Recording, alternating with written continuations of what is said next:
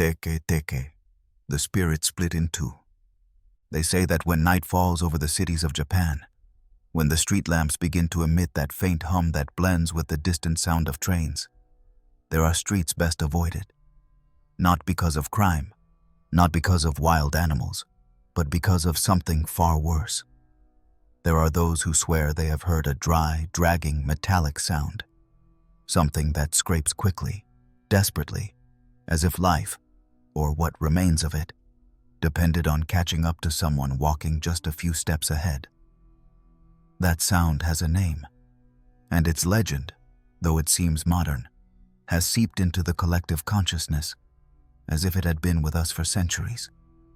They call her Teke, after the sound she makes as she drags herself along the ground with her elbows, her nails clawing at the concrete, half of her body inert and the other absolutely lethal.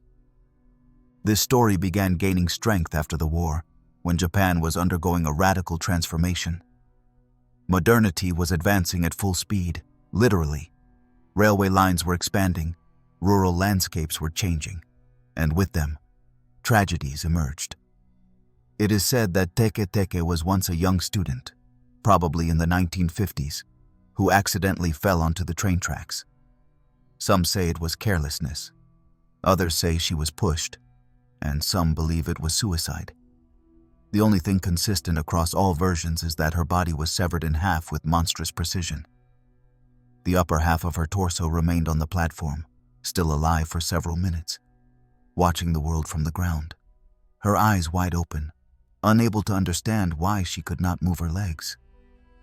They say she did not scream. She only stared, filled with pure terror, as if her soul refused to leave the body even as her blood disappeared into the earth. But the real terror came later. Once her body was removed, something was left behind. Not just a memory or a simple legend meant to frighten children. Something real, physical, active. Reports began to emerge of people hearing strange noises in older stations, especially at night. Security guards swore they saw a figure crawling rapidly through tunnels closed to the public. Over the years, the story migrated from stations to streets, to bridges, to schools. And every place where the story was told seemed to become more prone to an encounter. Teke moves with impossible speed. Though she has no legs, she uses her elbows and claws to move along the ground with an agility that defies logic. Her torso propels itself with supernatural force, and her face, according to those who have survived to tell the story, shows neither hatred nor sadness.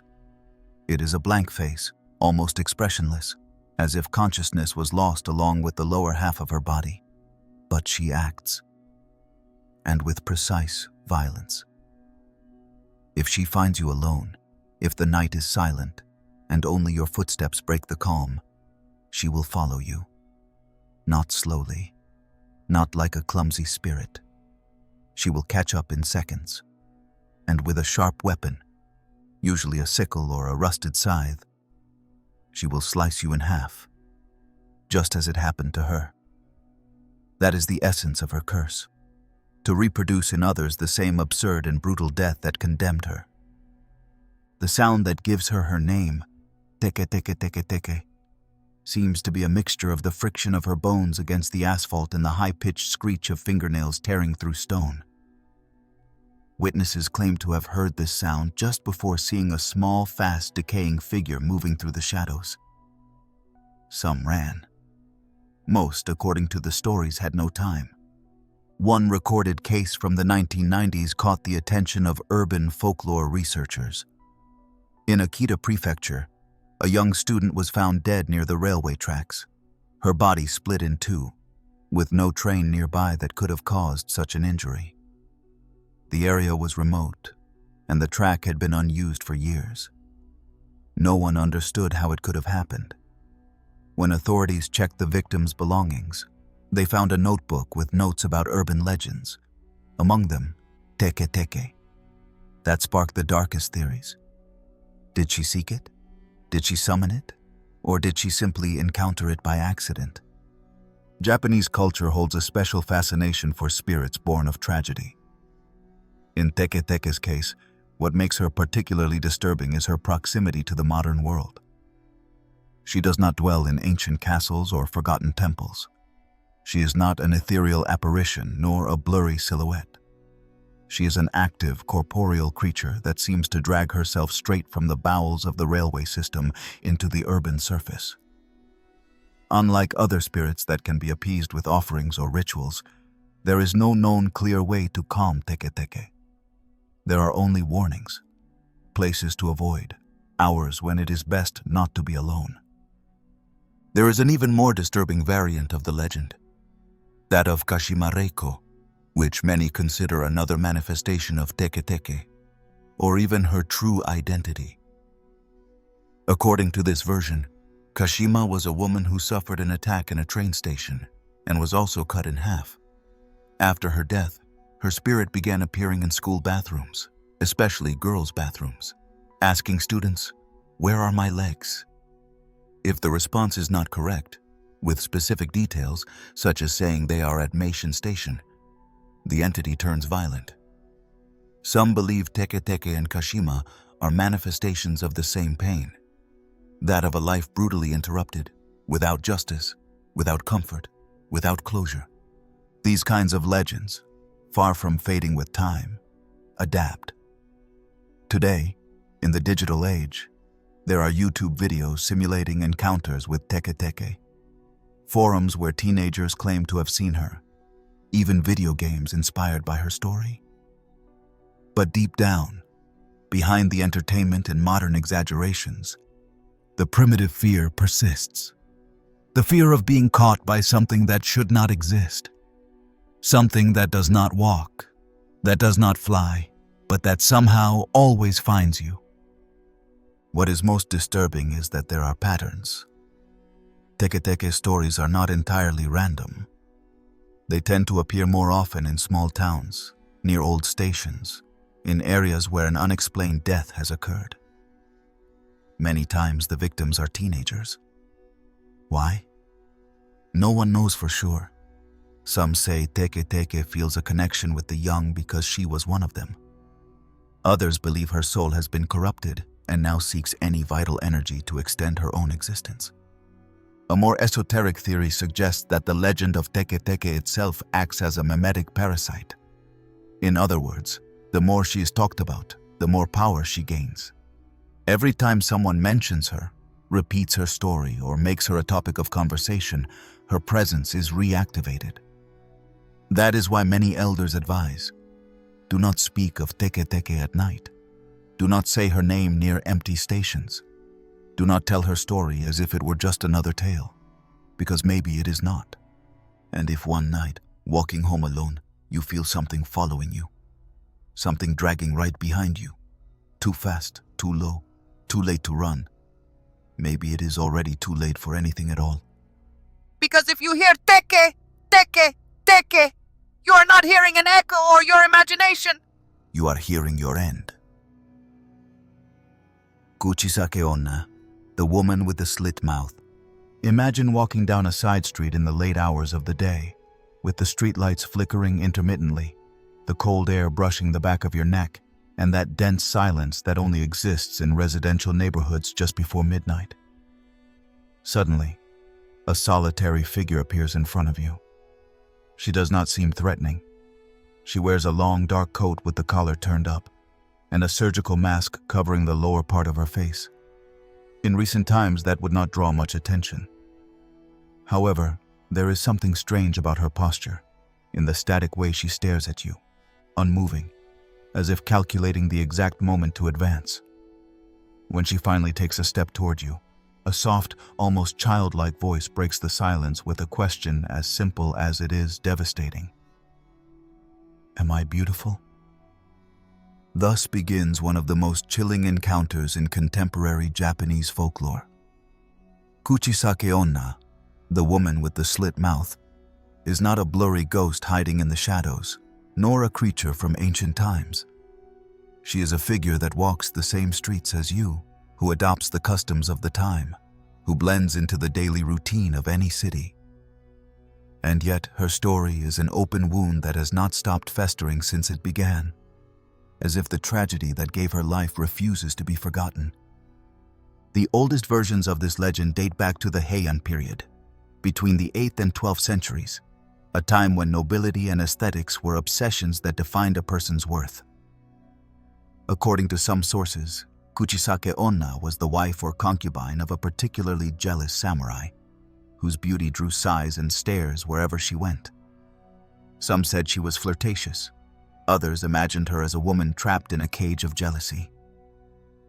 What is certain is that one day, the samurai, driven mad by the idea that she might have been unfaithful, grabbed his katana and slit her mouth from one corner to the other. As he did it, he screamed, "Do you think anyone will call you beautiful now?" This act, beyond its physical brutality, planted a seed of resentment that could not be extinguished by death. The woman's body disappeared, or was buried in secret, but her spirit remained suspended between hatred and humiliation, transformed into a wandering presence that roams the world with that same question that marked her forever. Am I beautiful? For centuries, the story lingered, circulating as a whisper in the most traditional regions. But it was in the late 1970s when the legend resurfaced with unexpected intensity. In 1979, rumors began spreading among elementary students in Gifu Prefecture. It was said that a woman wearing a red coat and a mask would appear outside schools, stopping children to interrogate them with the dreaded question. If they answered yes, she would remove her mask, revealing a horrifying smile, a deep wound that split her face from ear to ear, as if a scalpel had glided surgically across her skin. She would then ask again, "And now?" At that point, any answer seemed doomed. If the child answered no, she would kill them with a pair of scissors she pulled from her coat.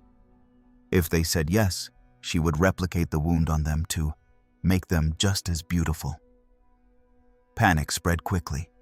Some schools even sent letters to parents, warning students not to walk alone. The media covered the legend as if it were a social phenomenon, a kind of collective hysteria that blended fear of the unknown with distrust towards strangers. School patrols were organized, dismissal times were adjusted, and logical explanations were sought for a myth that seemed to defy all logic. One of the most disturbing theories that arose at that time proposed that Kuchisake-onna was not just a ghost, but the manifestation of deep social traumas. Some sociologists saw her as a reflection of the aesthetic pressure Japanese women face, and the psychological cost of a society that values external beauty above all else. Others connected her figure to post-war urban tensions, to the emotional repression of generations raised between duty and silence.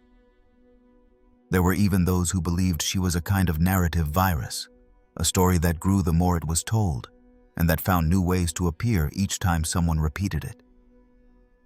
What is most unsettling about Kuchisake-onna is her adaptability. Over the years, her appearance has changed to remain contemporary. Instead of a kimono, she now usually appears in modern clothing. Her mask, during pandemic times, became even easier to justify. No one is alarmed anymore by a woman with her face covered, which allows her to go unnoticed until the moment of the encounter. Even her weapon has changed in some versions, from scissors to scalpel, from scalpel to blade. The important thing is not the instrument, but the precision of the wound, which does not aim to kill immediately, but to mark, deform, to shatter the vanity with which she was once condemned.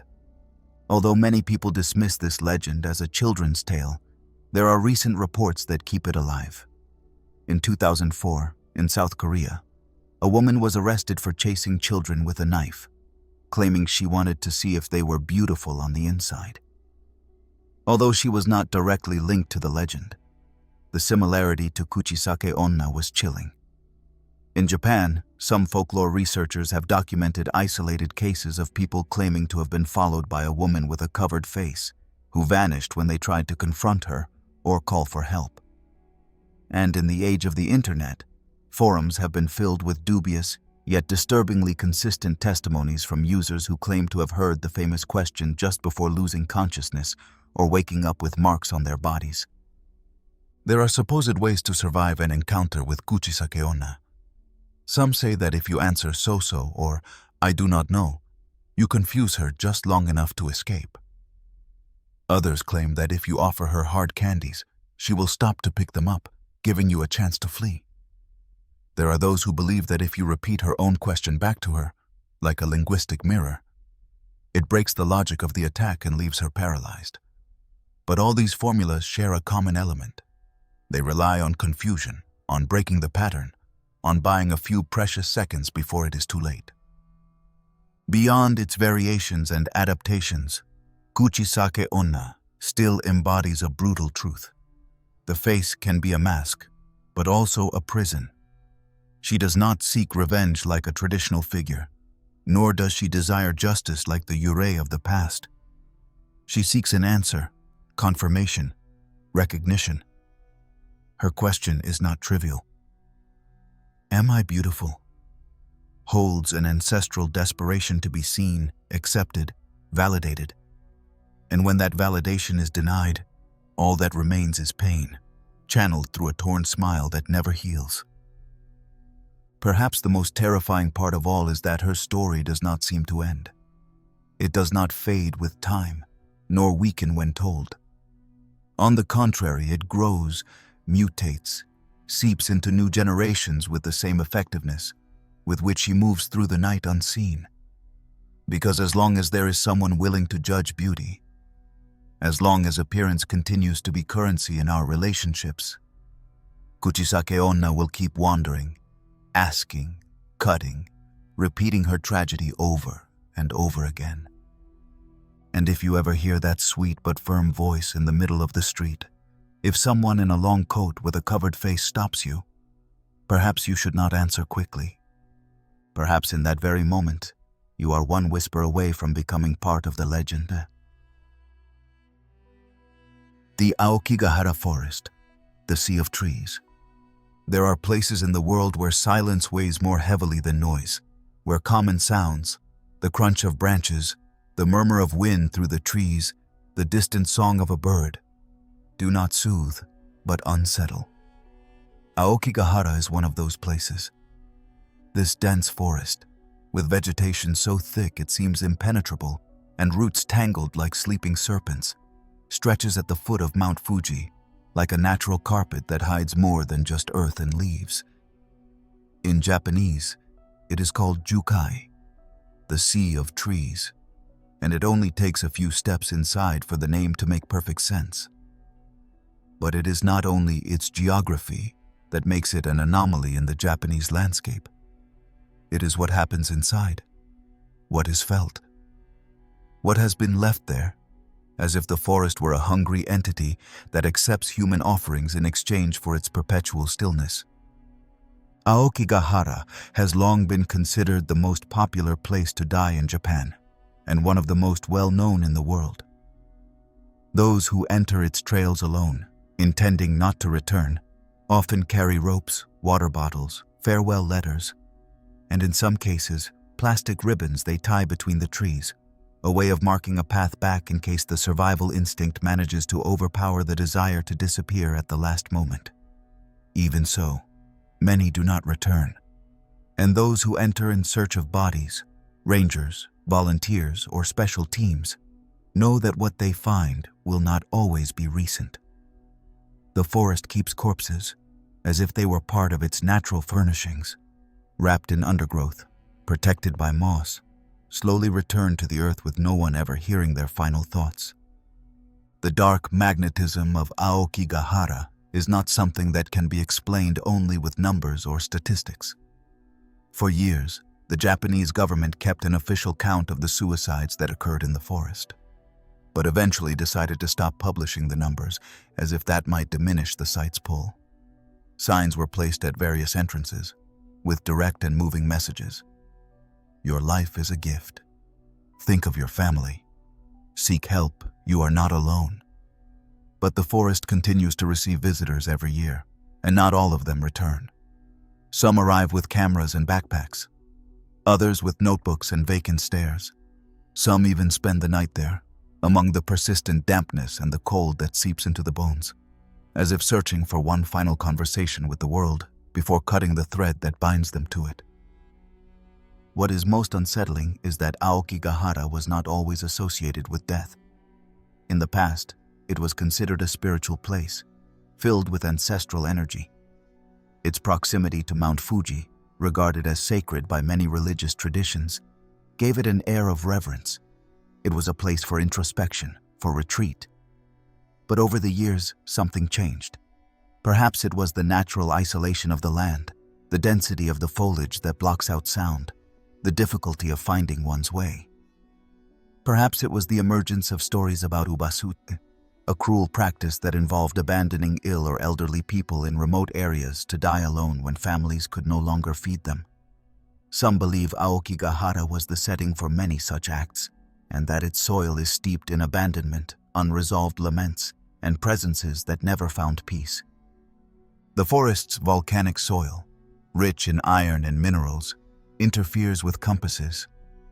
Even modern devices lose accuracy in certain areas, making orientation difficult and heightening the sense of helplessness. This technical anomaly has been interpreted by many as a perfect metaphor.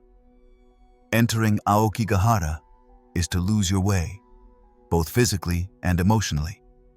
The forest absorbs coordinates, erases points of reference, turns every path into an ambiguous spiral.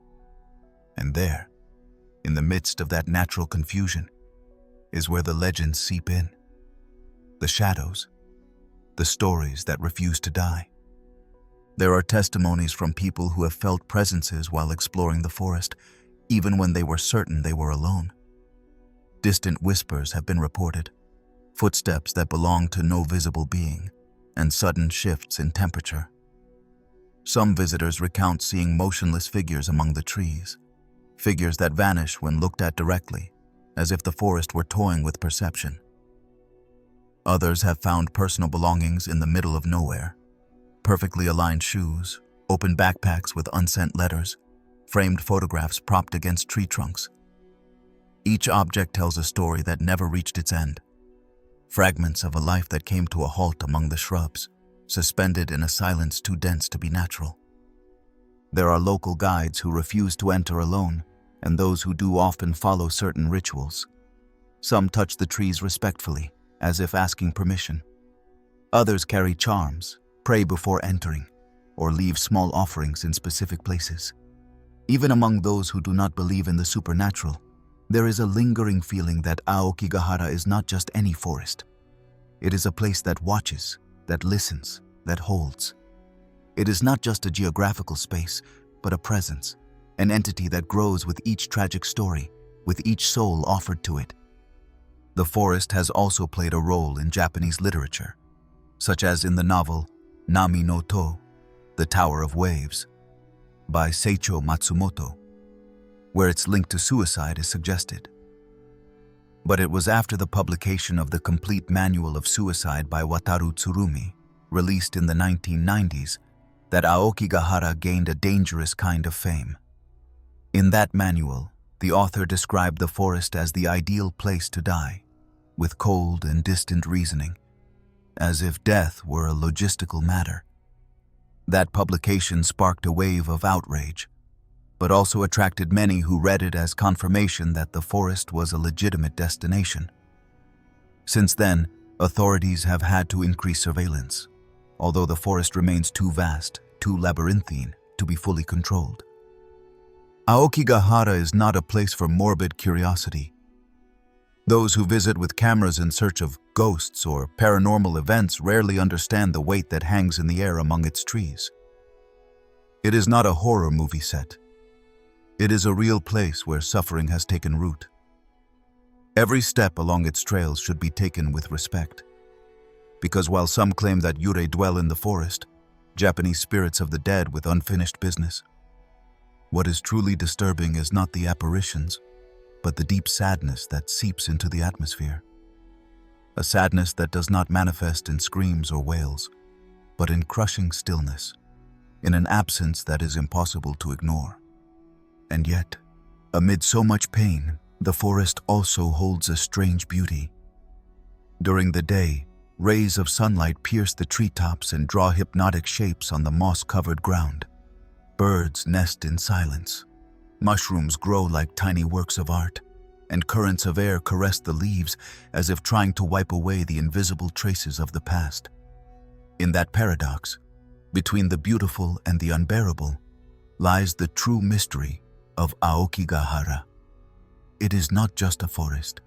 It is a mirror, a border, an open wound that refuses to heal.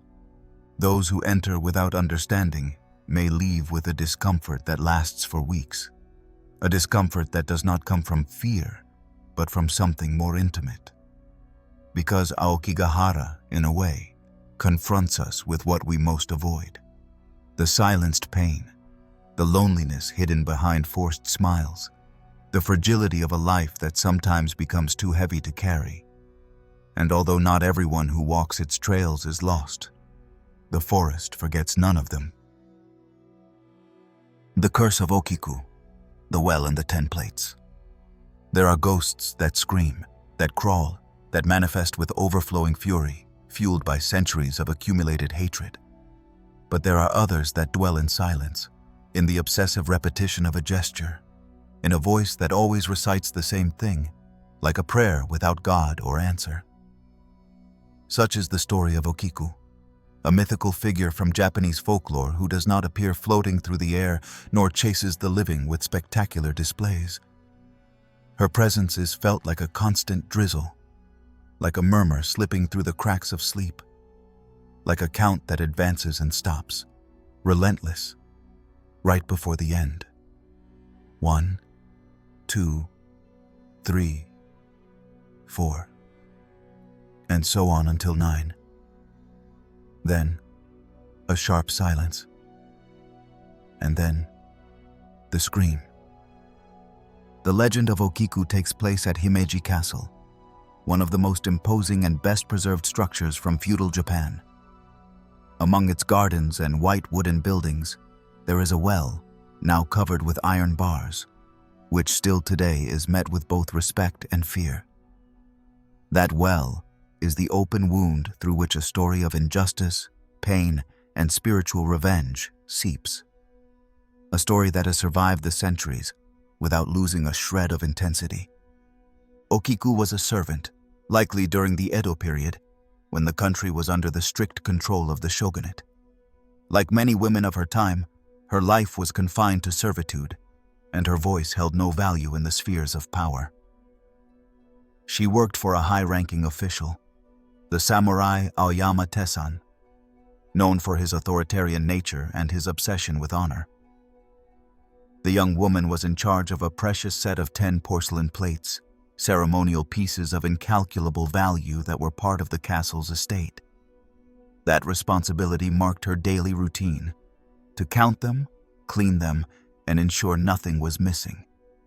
Until one day, one disappeared. Versions of what happened vary. Some accounts claim that Okiku accidentally broke one of the plates and, terrified of the possible consequences, hid it. Others say that Tesan devised a plan to break her will, deliberately hiding one of the plates with the intention of accusing her, then blackmailing her to force her into becoming his lover. Whatever the truth may have been, the outcome was the same.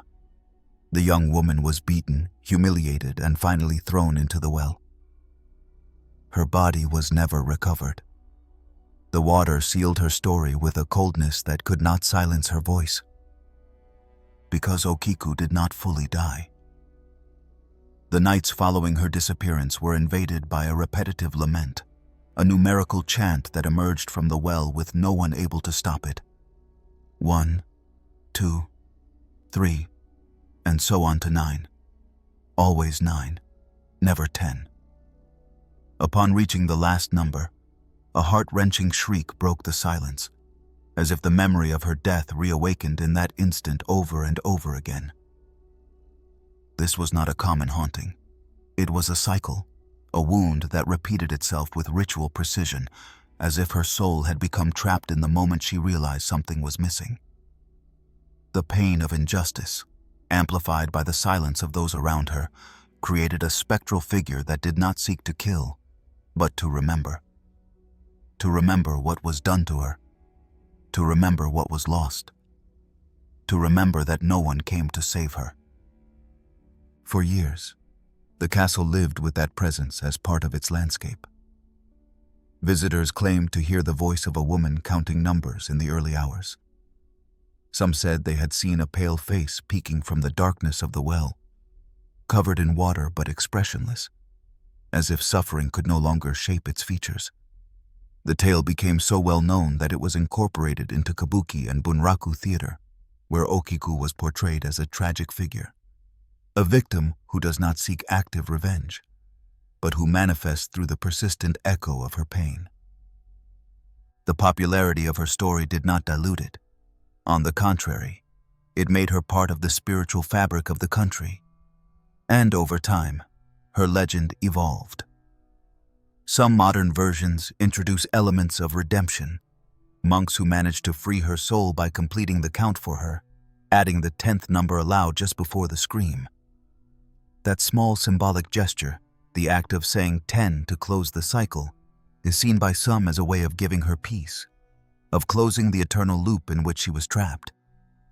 However, others claim that doing so is dangerous, that saying the 10th number without permission may summon her presence to the one who utters it. Because by completing the count, she is awakened, pulled out of the well, reminded that the world keeps turning, without ever having done her justice. Today, Okiku's well remains in Himeji Castle, surrounded by a black iron fence that keeps curious visitors at bay. Many leave flowers, coins, small protective amulets. Others simply observe in silence, with a mix of respect and fear, aware that they are facing one of the most spiritually charged sites in historical Japan. There is no legend that has survived so long with such precision, with such detail. Because Okiku did not become a myth by chance, but because her story is universal. It is the story of those who suffer in silence, of those betrayed by the people they trusted, of those who vanish without a trace, but remain present in collective memory like an unfinished note. The symbolism behind the missing plates is no minor matter. 10 perfect pieces, one gone, and a woman destroyed by that void. The missing plate is more than a broken object. It is the hidden truth, the silenced voice, the missing fragment needed to understand what truly happened. Each night, in counting to 9, Okiku points to the absence, exposes the gap, forces those who listen to confront what is missing. It is an unavoidable reminder that what is not repaired, what is hidden, what is violently erased, never disappears entirely. Even in the modern age, her story resurfaces in unexpected ways. Some claim to have felt her presence in old buildings, in houses with abandoned wells, in dreams where the counting repeats without apparent reason. Some folklore researchers argue that Okiku has become an archetype of the betrayed feminine, a recurring figure that emerges in every generation in different forms. The voiceless woman, the exploited servant, the forgotten victim. And the way she manifests, far from being explosive or dramatic, is meticulous, repetitive, insistent. Because true horror often does not lie in shock, but in what settles slowly, what seeps in without permission, what repeats its pain until the world is forced to listen. And so her lament continues, trapped between numbers that never complete the set, between days that never fully heal, between nights that seem to repeat the same moment of loss. 1, 2, 3, 4, 5, 6, 7, 8, 9. Always 9, never 10. And then, the scream. Jorogumo, the Spider Woman. In the dampest and darkest corners of old mountain paths, where moss climbs over stones and cobwebs drape the branches as if weaving a secret, lives a kind of legend that is not easily forgotten. Her beauty is as hypnotic as her venom is deadly. Her eyes promise comfort, desire, or adventure, and her voice, sweet like the wind passing through bamboo, draws the unsuspecting to the edge of the abyss. She is known as Jorogumo, the Spider Woman. She is not an ordinary monster, nor a mere creature of rural Japanese folklore. She is a figure who embodies the art of the trap, seduction hiding a fang beneath the skin, desire that turns into ruin. The word Jorogumo can be translated as the spider prostitute woman, though the nuance is far more subtle than that direct definition. In traditional tales, she is a giant spider, usually of the species Nephila clavata, known for its bright golden body, which after living for over 500 years gains the ability to transform into a human woman. But not just any woman. She appears as a young lady of exquisite beauty, impeccably dressed, often in a colorful kimono that hides the silk threads she will later use to immobilize her prey. Because her goal is not companionship, nor affection. Her nature is to devour. And the hunger that drives her is as ancient as it is deep. The earliest records of the Jorogumo appear in documents from the Edo period, in which her presence is mentioned in forested areas, hidden waterfalls, or abandoned rural homes. There she waits, sometimes pretending to be injured, other times simply sitting beside the path, watching lonely travelers. Always alone, always waiting. Her strategy is not direct attack. She does not need to run or stalk through the bushes. Her weapon is illusion, that unsettling ability to turn danger into a friendly face. When a man, drawn by her appearance or her apparent vulnerability, approaches to help her, the real game begins. They talk, share tea, or wander into the forest together. He feels he has found something special in that chance encounter. But as soon as he lets down his guard, as soon as he believes he is safe, the transformation begins. In a matter of seconds, silk flows from her fingers like an extension of her will, firm and subtle at the same time. The woman's legs grow longer, her face adopts strange features, and before the victim realizes what is happening, he is already trapped in an invisible web, wrapped in a fabric as strong as steel, while she returns to her original form. A hybrid creature, half woman, half spider, whose fangs are made not for kissing, but for slowly draining life. The body vanishes without a trace. Only the echo of a stifled scream remains, dissolved among the trees. This tale is not just a story meant to frighten travelers. Within it lies an ancient vision of the fear of femininity that escapes control. For centuries, the figure of the Jorogumo has been used as a symbolic representation of the woman who does not submit, who uses her intelligence and allure to dominate those who underestimate her. Her legend has served as a warning, as metaphor, as explanation for strange disappearances, and even as a justification for social behaviors that did not fit the norms of the time.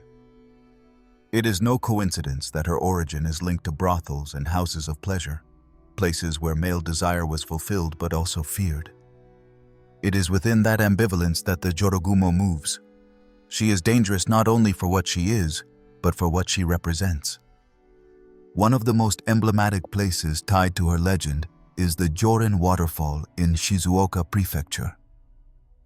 It is said that a particularly powerful Jorogumo lived there, using the beauty of the surroundings as part of her trap. The crystal-clear waters and the soothing sound of the stream created an almost sacred atmosphere, a natural mirage that disarmed visitors. At that site, several young men disappeared without explanation. Some witnesses claimed to have seen a stunningly beautiful woman wandering near the waterfall, but no one managed to get close without, shortly after, a disappearance occurring. There are even stories that tell of how the bodies of the victims were found weeks later, mummified by webs and drained of all moisture, as if the forest had drunk them from within.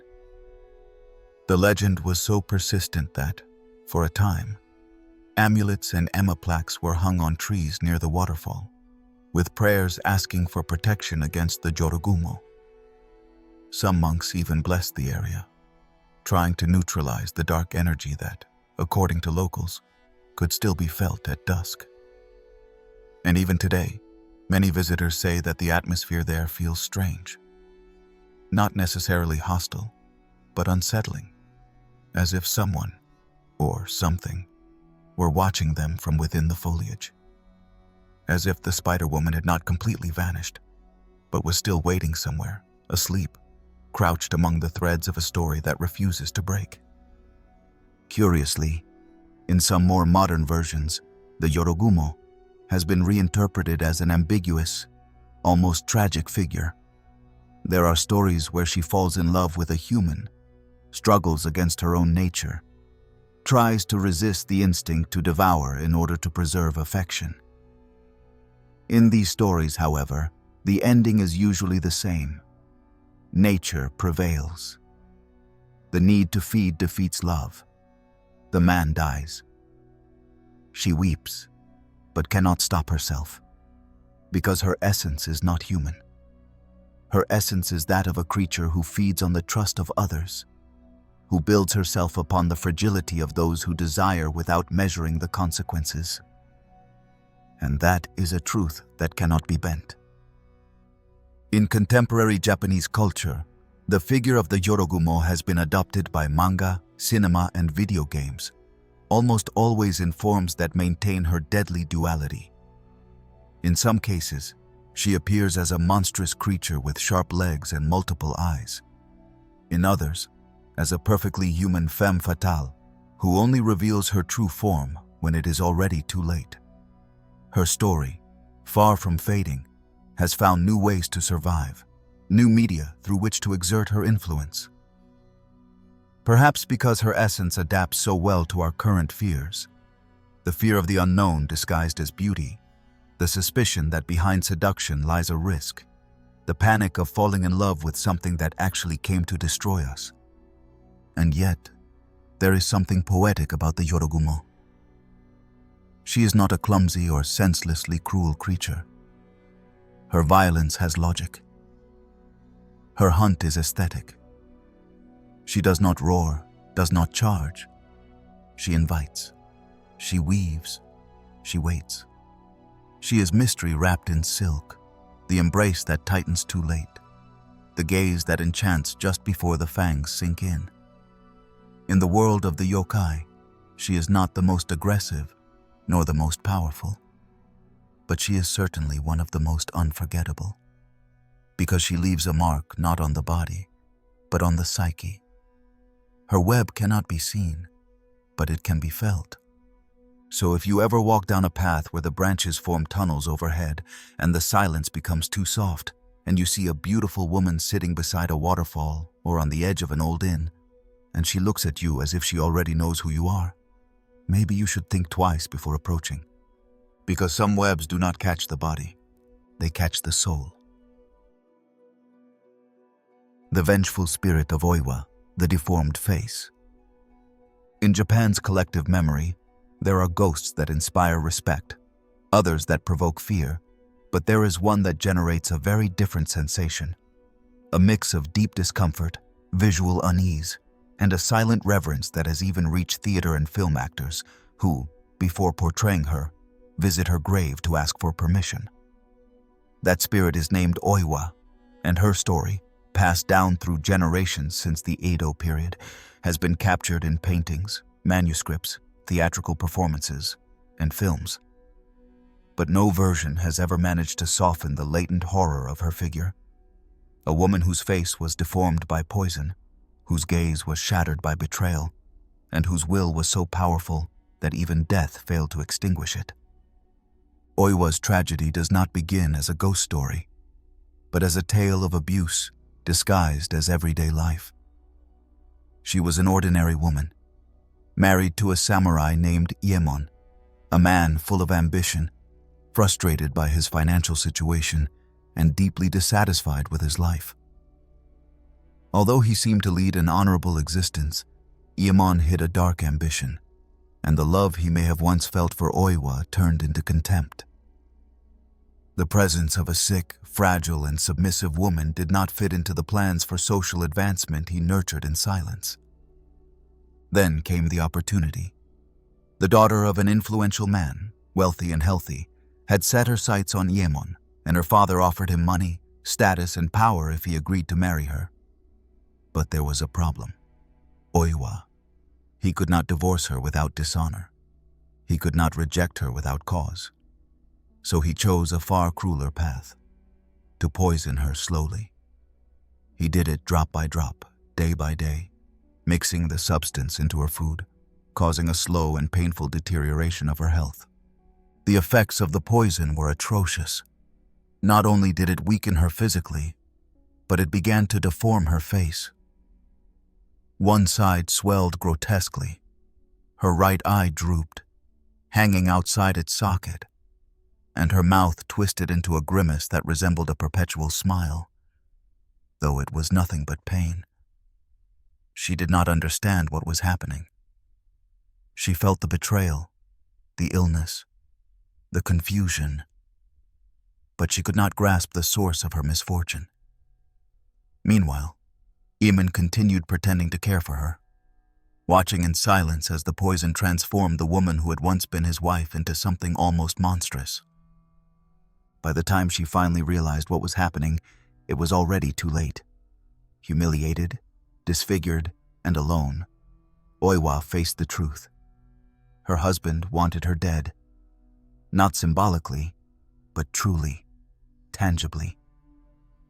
There is no absolute certainty about how her life ended. Some versions claim that, upon seeing her reflection in a mirror, in a moment of horror and despair, Oiwa took her own life by plunging a dagger into her neck. Others say Eamon killed her directly, once her appearance no longer posed a threat to his reputation. But in all versions, the result is the same. The death of an innocent woman, meticulously betrayed, the victim of silent but devastating violence. However, her death was not the end. It was the beginning. What happened next is what turned Oiwa into a legend, a warning, an unrelenting presence. Accidents began to occur, hallucinations, unexplained deaths. Eamon, convinced he could now enjoy his new status, began to see Oiwa's face in places it did not belong. First in reflections, in mirrors, in the water of wash basins, then in dreams, when he closed his eyes. And later, when he could no longer distinguish waking life from madness, he began to see her in other people. On one occasion, when lifting the veil of his new wife, he discovered the rotten, deformed face of Oiwa, staring at him with an expression of deep disdain. In a fit of madness, he killed his new wife, believing she was the ghost. Then he murdered his father-in-law. And then he began to wander, his mind in ruins, haunted by a vision that no longer belonged solely to the spiritual realm, but seemed to have embedded itself into his consciousness with the precision of a blade. The most unsettling aspect of Oiwa's story is that it does not belong solely to oral tradition. It was dramatized in Yotsuya Kaidan, one of the most frequently performed kabuki plays in Japan. Written by Tsuruya Nanboku in the 19th century, this work brought the tale to the stage, solidifying the archetype of the vengeful woman, the victim turned supernatural force. However, what was meant to be just another theatrical production quickly acquired a cursed reputation. It was said that any actor who portrayed Oiwa without having paid homage at her grave would suffer accidents, illnesses, or sudden death.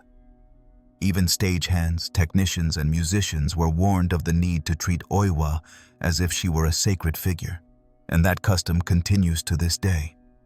Every time Yotsuya Kaidan is performed, the production team visits the Myogyoji temple, where Oiwa's remains are said to rest, to ask for permission and protection.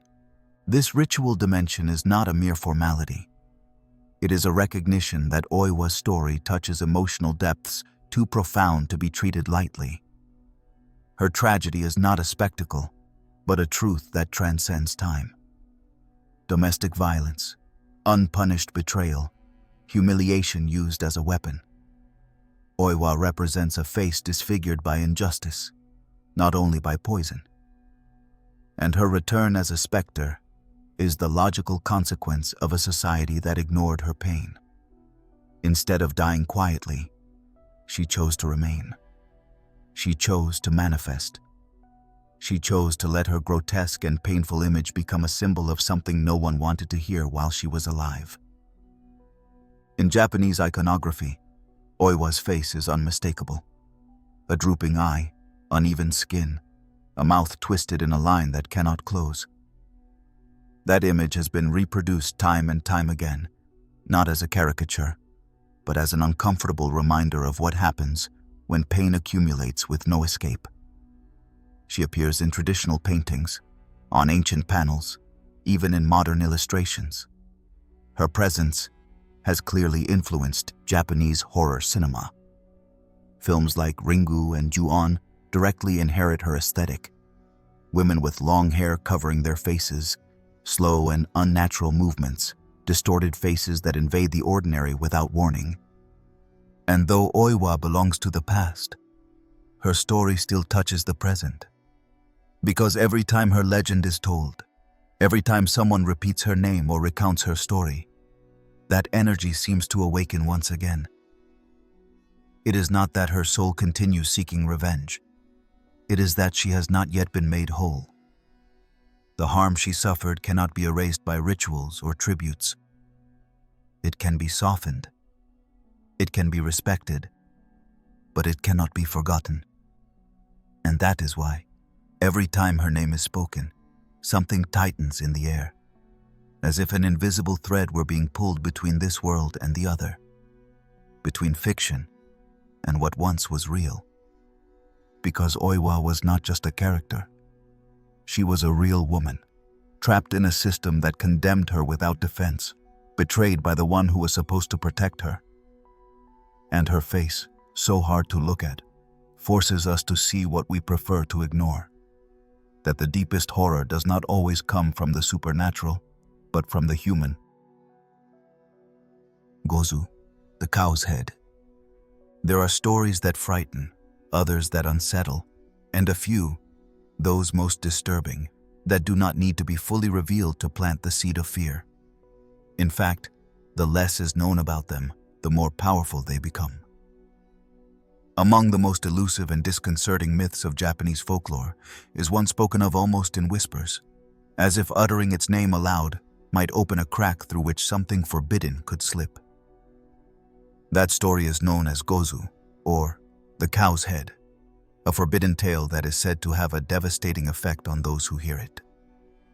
It is not a curse, nor a spirit, nor a traditional yokai. It is something worse, a story that must not be told. The legend of Gozu has no clear point of origin. There is no concrete record of when it first emerged or what its initial version was. Some say it comes from the Edo period. Others claim it has even older roots, predating the rise of the classic tales that populated the Japanese imagination for centuries. The curious thing is that, despite being a story rarely discussed, everyone agrees on one fundamental aspect. No one who has heard the complete tale of Gozu has escaped unharmed. Some collapsed in fits of nervous, uncontrollable laughter. Others entered catatonic states. Some, according to more extreme accounts, died shortly afterward, their faces frozen in expressions of pure horror. The strangest part is that it is not a ghost that attacks, nor a creature that devours. It is simply a story, but one that must not be told. One of the most repeated anecdotes surrounding this myth takes place in a rather specific setting, a school bus. It is said that sometime during the 1960s, a primary school teacher was accompanied by a group of students on a field trip to a rural area when he began telling scary stories to entertain them during the journey. These were ordinary tales, nothing that caused more than a few fake screams or nervous giggles. But at one point, the teacher, with a slightly different expression, mentioned that he knew a truly terrifying story, one he had been searching for over the years and had finally found in a forgotten manuscript in an old library. Without further preamble, he began to tell it. No one remembers how he told it, or what exactly the content of the tale was. The only thing clear is what happened next. The children stopped moving.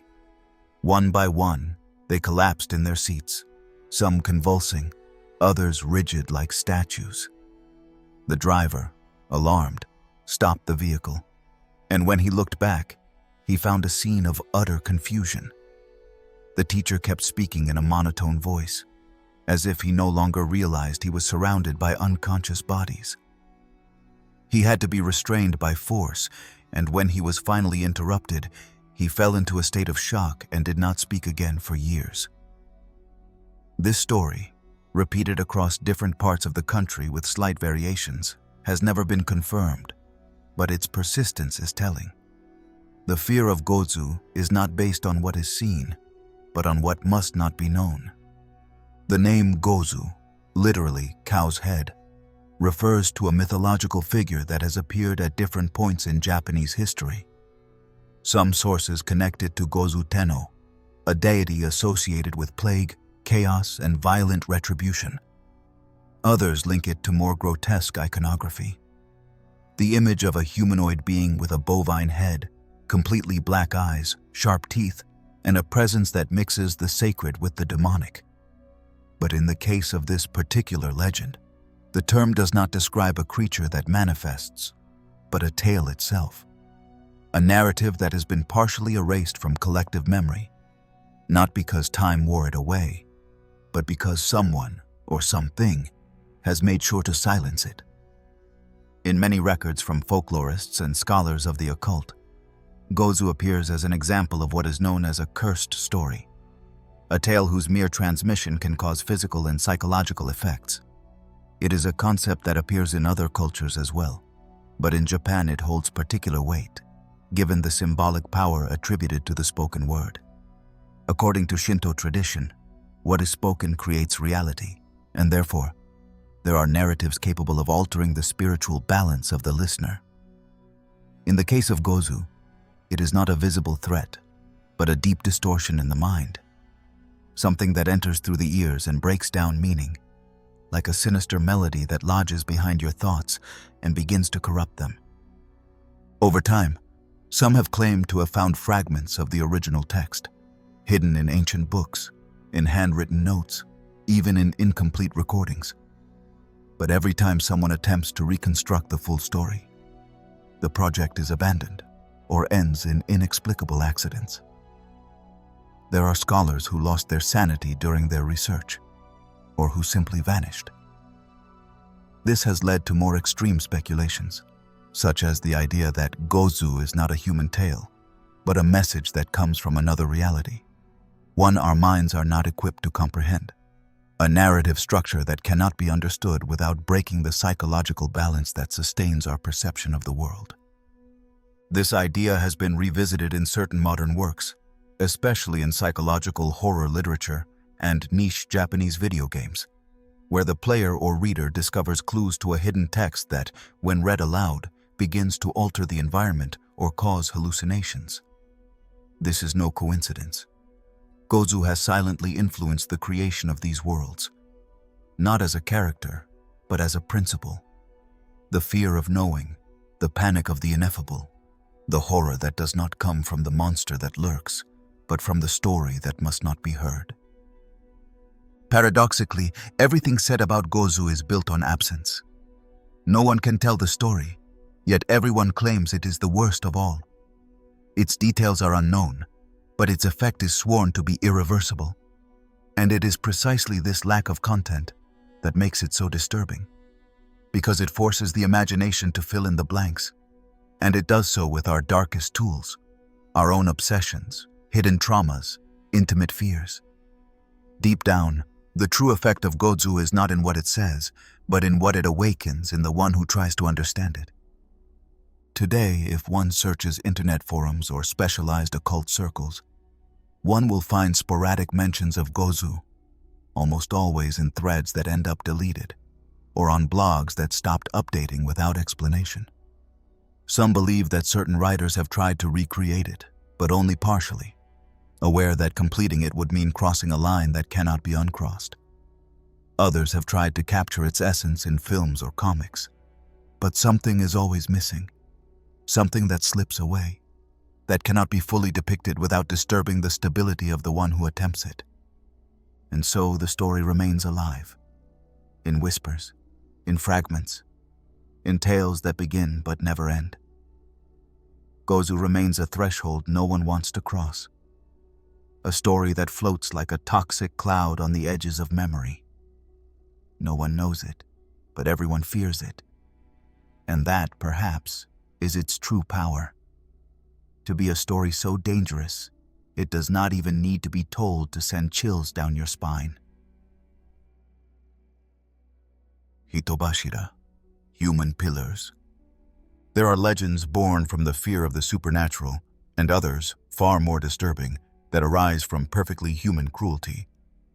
In Japanese folklore, there exists a practice that still sends shivers down the spine, not because of its fantastical nature, but because of the tragic echo of reality.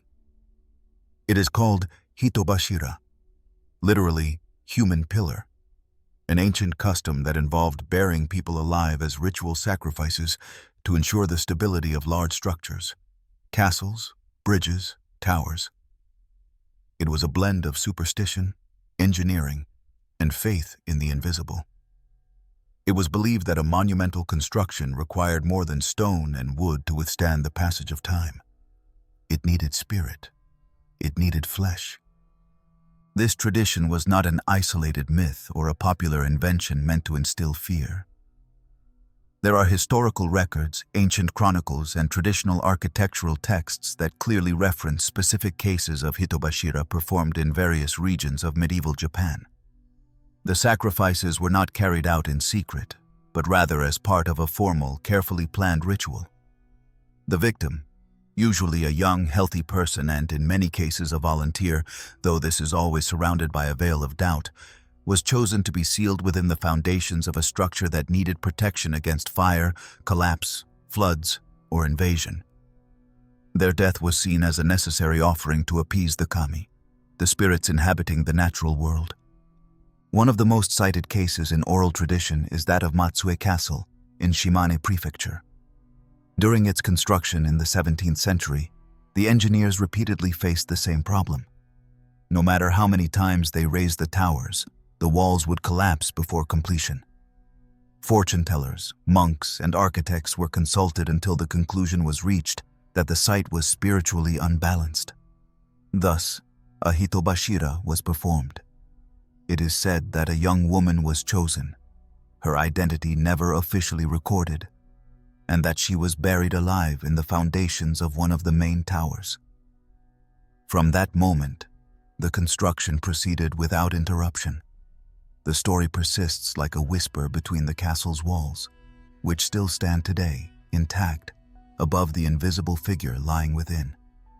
Another documented case is that of Maruoka Bridge, in Fukui Prefecture, also built in the 17th century. The stories claim that every time the structure was raised, it collapsed due to torrential rains. Finally, a woman named Oshizu, mother of 2 children, was buried in the central pillar of the bridge as part of the ritual. She accepted her fate with a single condition: that her children be recognized and cared for by the feudal lord. But the promise was not fulfilled. It is said that ever since, every spring, when the river swells with snowmelt, the water rises more than normal and violently drags the bridge away. People believe it is Oshizu's lament, that her spirit still demands retribution for the betrayal, and that her presence returns each rainy season to remind us that a sacrifice without honor is worse than death. These stories, far from disappearing with modernity, have transformed into living legends that are still felt in the places where they happened. In some areas, people avoid walking near certain pillars at night. In some ancient castles, silent offerings are made in corners where bodies are believed to be sealed. And in certain rural temples, prayers are raised for those who gave their lives for architecture.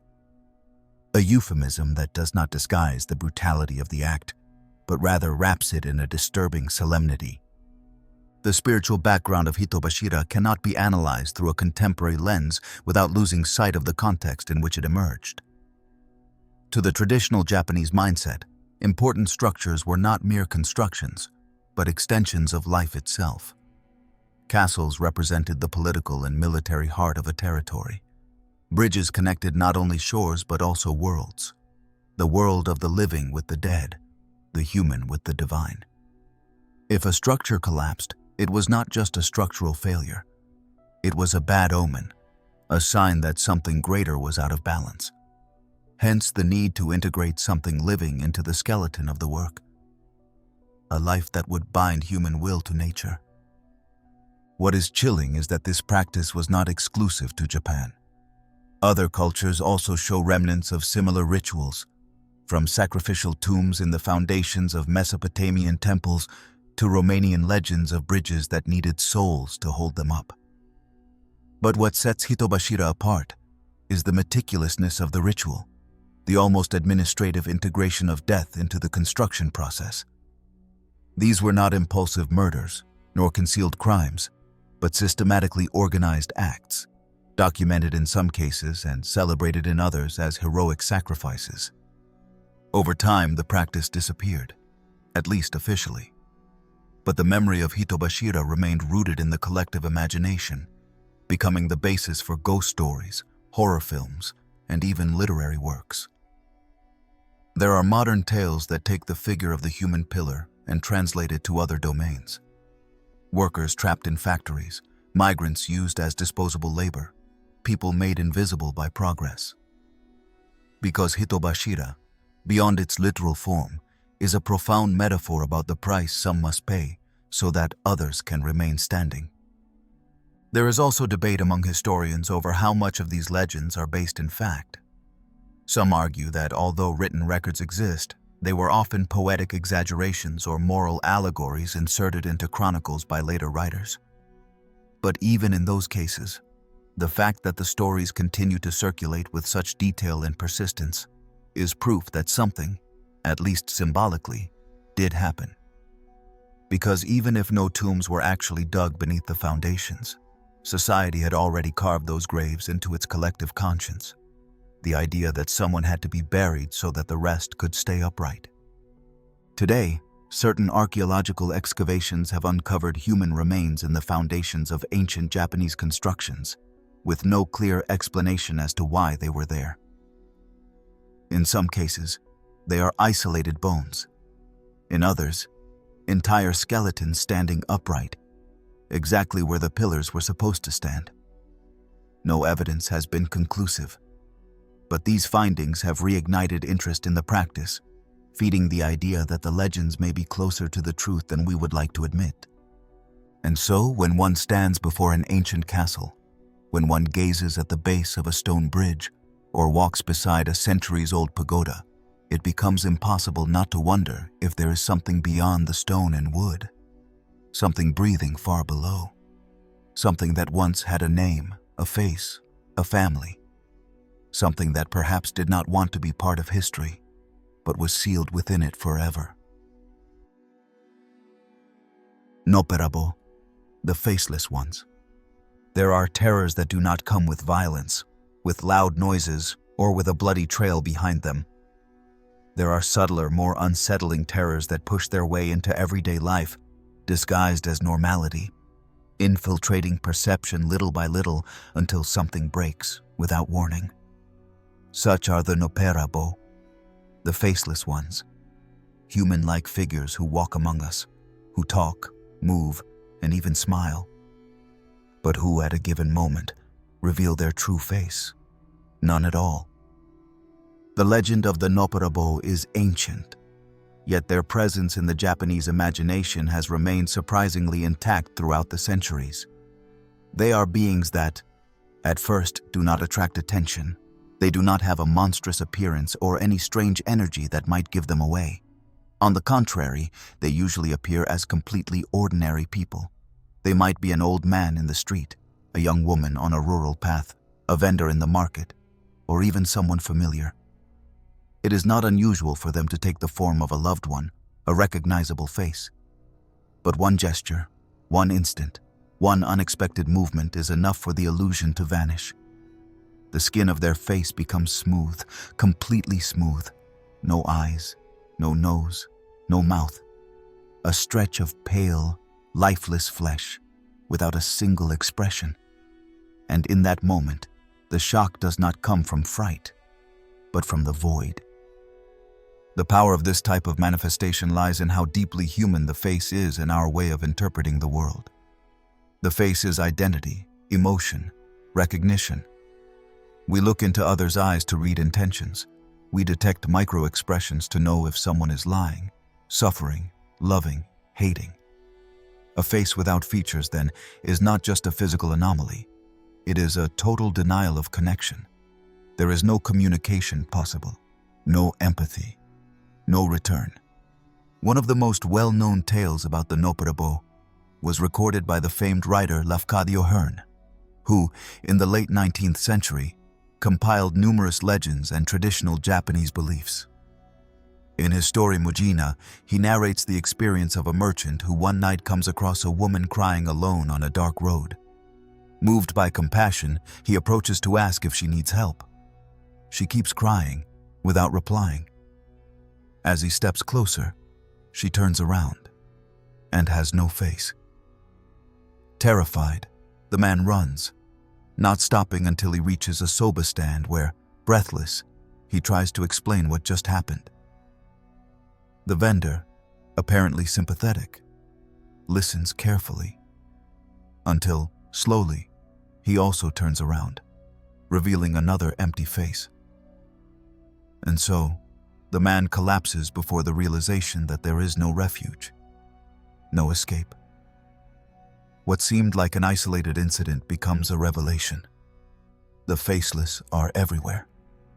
This story, though brief, perfectly captures the essence of the terror evoked by the Noppera-bo. They are not entities that attack, nor vengeful spirits seeking to settle a score.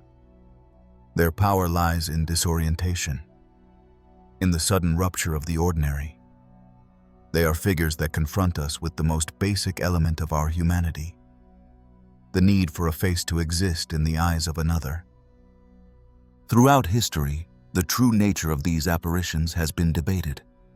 Some consider them yokai, that is, supernatural creatures born from folklore, with their own logic and behavior. Others link them to the Mujina, shape-shifting beings that take various forms to confuse humans, and who are sometimes thought to be the original source of the legend. In this tangle of terms and tales, the classification matters less than the function: to disturb, to shake the certainty of those who see them. In the Edo region, now Tokyo, there were multiple reports during the feudal period from nighttime travelers who claimed to have encountered people who suddenly lost their faces. These sightings often happened on lonely paths, especially near forests or at the entrances to old temples. The disturbing detail is that, in many of these accounts, the apparition was neither violent nor dramatic. The person spoke normally, asked the time, requested directions, commented on the weather. Everything was perfectly ordinary, until they turned around. That small instant of transformation was enough to leave a lasting mark on the witness. Some, according to chronicles, were left mute for life. Others developed debilitating phobias. It was said that if one saw a Noppera-bo at night, they must return home without speaking to anyone, without looking anyone in the eye, and remain completely silent until dawn. It was a way to protect the soul from being infected by the invisible. Over time, the figure of the Noppera-bo adapted to modern settings. In recent times, some people claim to have seen them in train stations, in public restrooms, on stairwells of abandoned buildings. Some stories describe talking to a taxi driver in the early morning hours, only to discover, just at the end of the ride, that he had no face. In others, the apparition occurs at home, when a family member turns around in the middle of the night and reveals that smooth oval where there once was a gaze. In every case, the pattern is the same. The ordinary breaks. Reality is distorted not by an external force, but by the silent presence of something that imitates the human without being human. From a symbolic perspective, the Noppera-bo represents the loss of identity, but also the fear of not being recognized, of our existence finding no reflection. In a society like Japan's, where the face is closely tied to the notion of tatami, the social mask, the expected behavior in front of others. Lacking features carries an even deeper weight. The faceless one is the ultimate figure of anonymity, of emotional disconnection, of the being who has lost all traces of individuality, and therefore, all possibility of empathy. Perhaps that is why they provoke such panic, because there is nothing more disturbing than looking at another human being and finding no one there. Some scholars have suggested that this legend might have psychological roots, such as a projection of personal traumas or existential anxiety in the face of dehumanization. In that sense, the Noppera-bo would not be external entities, but internal reflections, symbolic manifestations of our disconnection from others. In a world increasingly saturated with empty faces on screens, shallow profiles, and impersonal relationships, the myth of the faceless resonates with renewed intensity. In popular culture, the Noppera-bo have been portrayed in television series, horror films, and video games, always maintaining that unsettling ambiguity. Unlike other yokai, they have no specific origin, no clear motive. They do not come for revenge. They do not seek redemption.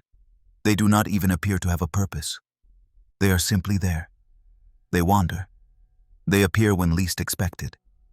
They are the face of incompleteness, the absence given shape, the shadow walking among us without ever fully letting us be at peace.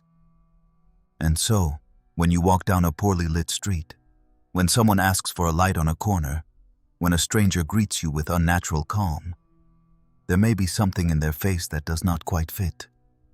Something you will not be able to name at first, until they turn, and there is nothing there. Ubume, the ghostly mother. When pain crosses the limits of the flesh and transforms into energy, when attachment is so deep that not even death can completely sever it, figures like the Ubume arise. She does not appear with screams or a grotesque presence, nor does she drag chains or manifest to sow chaos. She is a silent specter, wrapped in pale clothes, almost always wet, with arms extended toward anyone who crosses her path, but not to attack, rather to give something.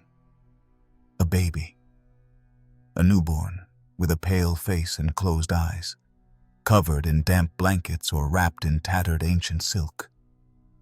And when someone accepts the child, when they receive it without knowing who gave it to them, that is when the true mystery begins. The Ubume is the spirit of a woman who died during childbirth or just after giving birth, and who cannot rest because her child's life continues in the world of the living.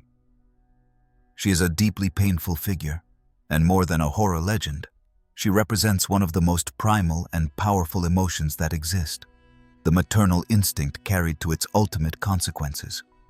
She appears on lonely paths, sometimes on riverbanks, in empty temples, rural crossroads, or even markets, where she has been seen wandering with a tired expression, barely speaking, begging for help with the broken voice of someone who no longer fully belongs to this plane. One of the most common scenes in the stories is that of a nighttime traveler who sees a pale woman holding a baby. She approaches with soft steps, as if floating, and begs the traveler to hold the child for a moment, just a few minutes. She does so with such sadness, with such humanity, that it becomes impossible to refuse. And when the traveler agrees, the child's weight begins to change.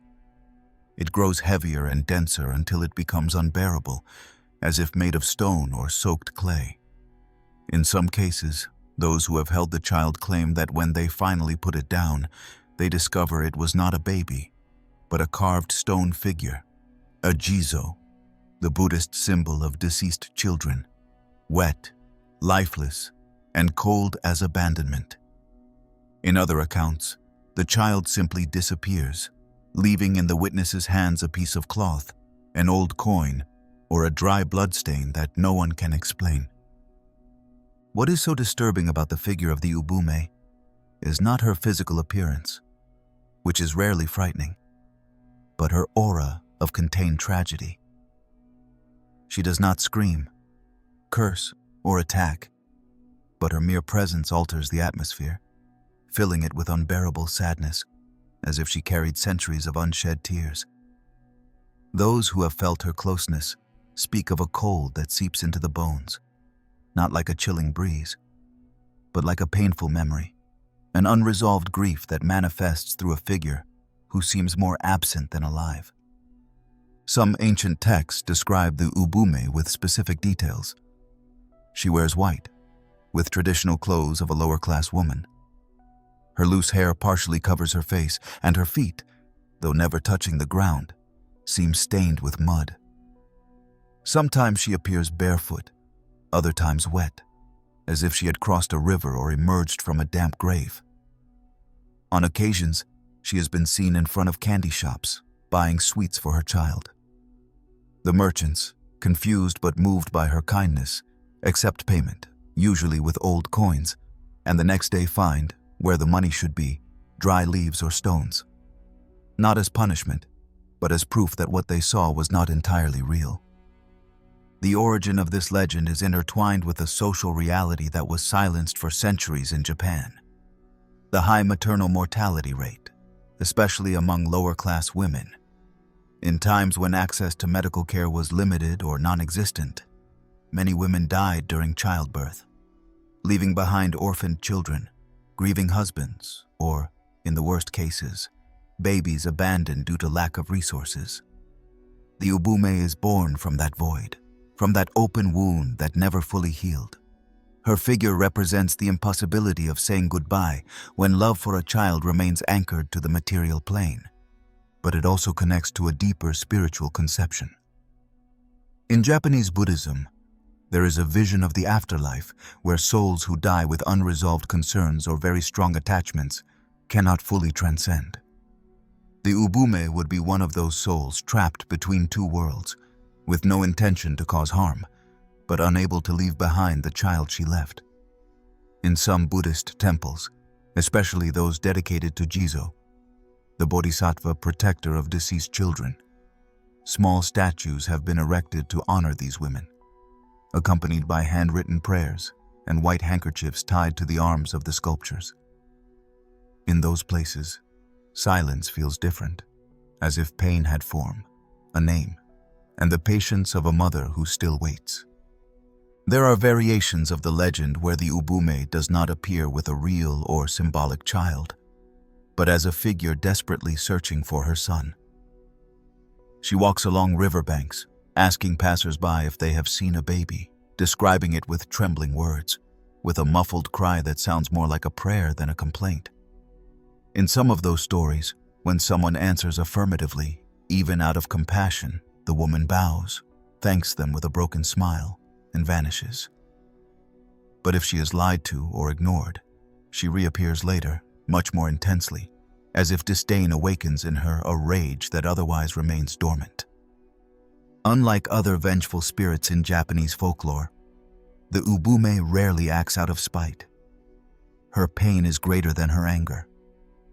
She is a figure that symbolizes absolute loss, the loneliness of someone who loves so much that not even death can tear that bond away. For that reason, her image is often treated with special respect. It is not uncommon for small villages where recent sightings have been reported to set up small altars along the roads where she appeared. They place flowers, sweets, bottles of milk or tea, as if they know that nourishing this invisible bond helps soothe the crying that still echoes in the mist. In popular art and literature, the Ubume has been portrayed in many forms. Sometimes as a tragic specter, other times as a protective maternal figure, but always wrapped in that mantle of melancholy that makes her unmistakable. Even in modern versions, where tradition mixes with urban fantasy, her essence remains, a presence that does not seek to frighten, but to be heard. Because what the Ubume needs in the end is not revenge. It is comfort.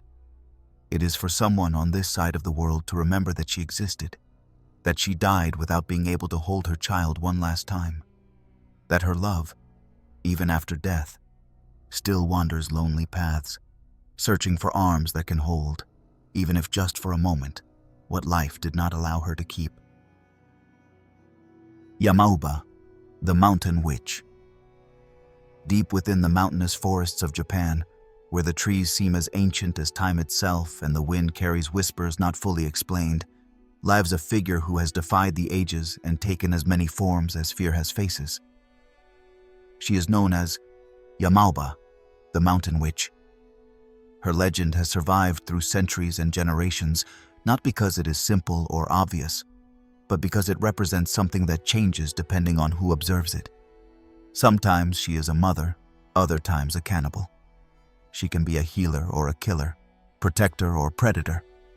Her nature, like the mountain she inhabits, is untamable.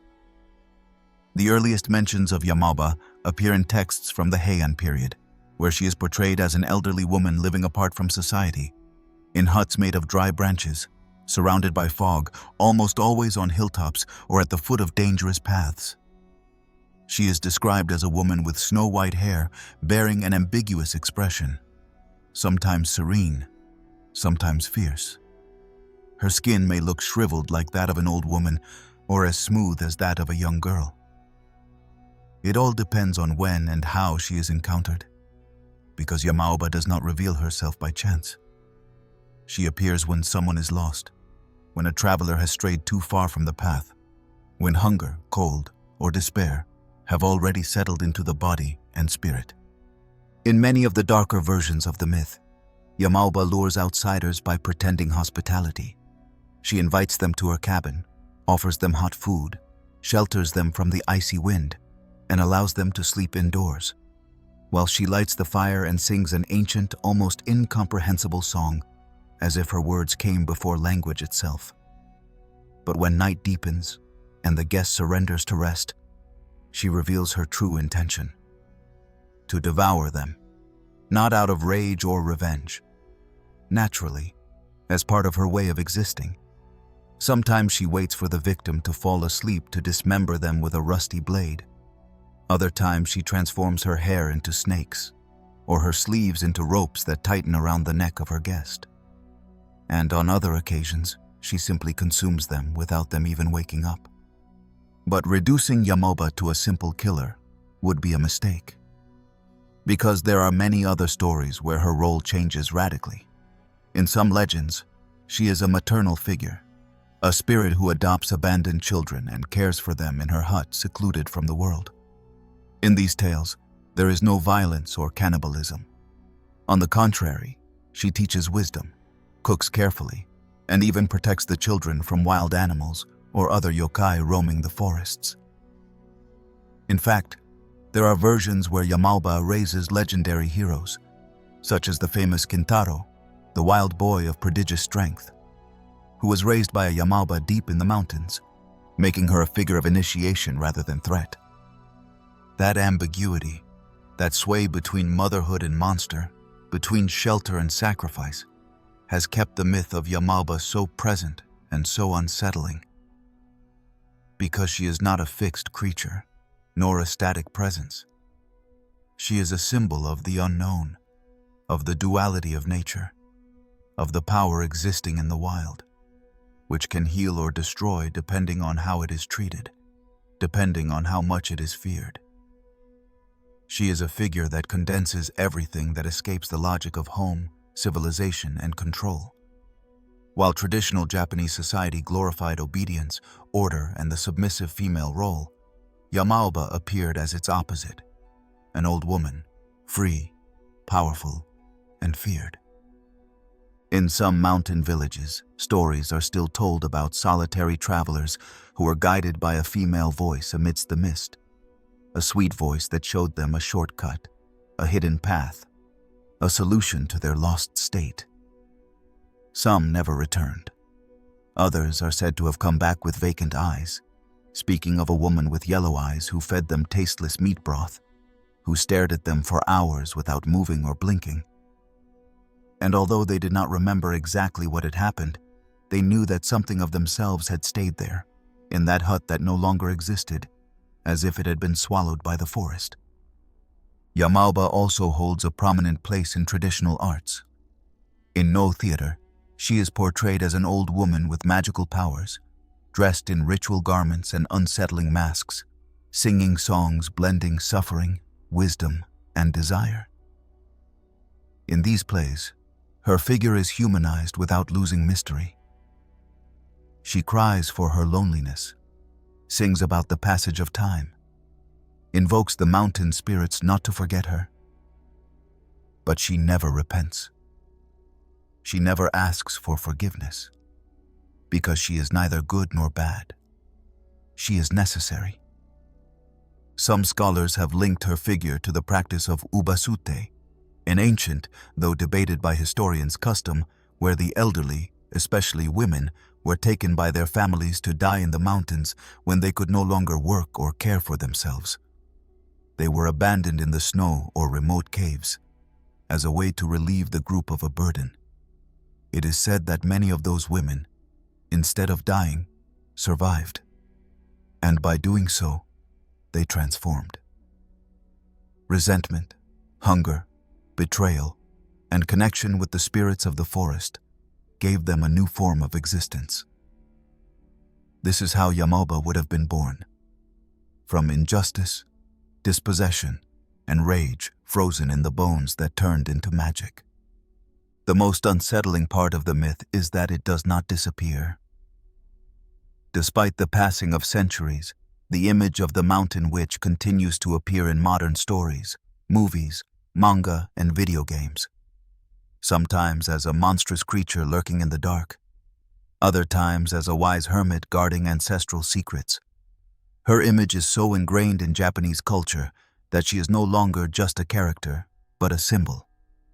A reminder that there is something in nature that escapes our understanding, something that cannot be tamed, and that takes the face of a woman when it needs to be heard. Walking certain rural paths, especially in mountainous regions like Tohoku or Chubu, can still awaken that ancestral feeling of being watched by something unseen. A whisper among the branches, the crackling of a hollow log, the sudden smell of dampness and dry herbs, all can be signs that one has entered, even if only for a moment, Yamauba's domain. Some travelers leave small offerings at roadside crosses, rice, sweets, red ribbons tied to branches. They do not do it out of devotion or even faith, but out of instinct. Because deep down, we all understand that there are places where human rules no longer apply. And if ever, lost in the fog of a mountain, you hear the voice of an old woman offering you refuge, extending her hand with a serene smile and a bowl of hot tea. Watch her shadow carefully before entering. Because although she may seem fragile, although she may seem harmless, in that figure hides the untamable power of the mountain, the forgotten memory of marginalized women, and the old magic that still breathes among the trees. Tokaido, Yotsuya Kaidan, the revenge of a betrayed woman. Not all legends survive the passage of time with the same intensity, but there are stories so deeply human, so full of pain, betrayal, and twisted justice, that they not only endure, but become an essential part of a people's soul. In Japan, one such story is called Yotsuya Kaidan, the tale of a betrayed woman who returns from the brink of death to drag her executioner down into the abyss. A theatrical work that transcended its origins on the stage to settle into temples, superstitions, rituals, and even the consciousness of actors and directors who still today pay tribute to it before daring to perform it. The protagonist of this story is named Oiwa, and although we have already discussed her figure as a vengeful spirit in an earlier segment, what concerns us here is not only the legend itself, but the narrative structure that contains it. Tokaido Yotsuya Kaidan, a kabuki theater masterpiece written by Tsuruya Namboku in the year 1825. This work does not invent the tragedy, but articulates it with a level of brutality and sophistication rarely achieved in classical Japanese drama. More than a simple ghost story, It is a distorted mirror showing what happens when human bonds are corrupted by selfishness, greed, and lies. The story is set in the Edo period and begins in a family context. Oiwa is married to a samurai named Yemon, a man who, although once he loved her, now feels trapped by her and by the economic circumstances around him. Like in many tragedies, the domestic situation acts as the seed for the supernatural. Yemon, frustrated by his dull life, sees a chance to rise when a powerful man offers him his daughter's hand in marriage in exchange for getting rid of his wife. The offer is subtle at first, but the samurai's ambition soon turns into a decision. The plan he devises to get rid of Oiwa is as cruel as it is premeditated. Instead of killing her directly, he decides to poison her slowly, using a facial ointment that causes the deformation of her face. As the poison takes effect, Oiwa begins to lose her beauty, her strength, and finally, her dignity. The face, symbol of identity and connection to the world, becomes a mask of pain and disfigurement. What hurts the viewer, and the reader familiar with the story, most is not the poison itself, but the lie, the silent disdain, the way Yemon watches his wife waste away, all while planning his new life with another woman. When Oiwa finally learns of the betrayal, her pain is so deep that she goes mad. Some versions say she accidentally takes her own life, wielding a sword in an attempt to defend her honor. Others claim she is driven to suicide by a chain of humiliations carefully orchestrated by her husband. The truth is, her death does not bring peace. Her soul, deformed by suffering and injustice, returns from beyond with a presence so powerful that the play itself seems to fear it. From this point, Yotsuya Kaidan becomes a parade of apparitions, hallucinations, and tragic deaths. Oiwa begins to manifest everywhere, in the faces of other women, in distorted reflections, in the sound of doors opening by themselves. Yemon, far from achieving the peace he sought by freeing himself from his wife, sinks into a spiral of madness where he can no longer distinguish between the real and the ghostly. Oiwa's revenge is not built with swords or fire, but with the progressive destruction of her killer's mind. What makes this work so powerful is not simply the supernatural element, but the way the narrative surgically exposes a man's moral downfall. Aiemon is not possessed. He is not manipulated by demons. Every one of his decisions stems from his selfishness, his cowardice, his excessive ambition. And that is why his punishment is so brutal. Because it is deserved. Because there is no redemption possible for one who kills the one who loved him, and does so with the coldness of someone discarding a broken object. The punishment then does not come from gods or higher beings. It comes from the victim. And that makes it even more terrifying.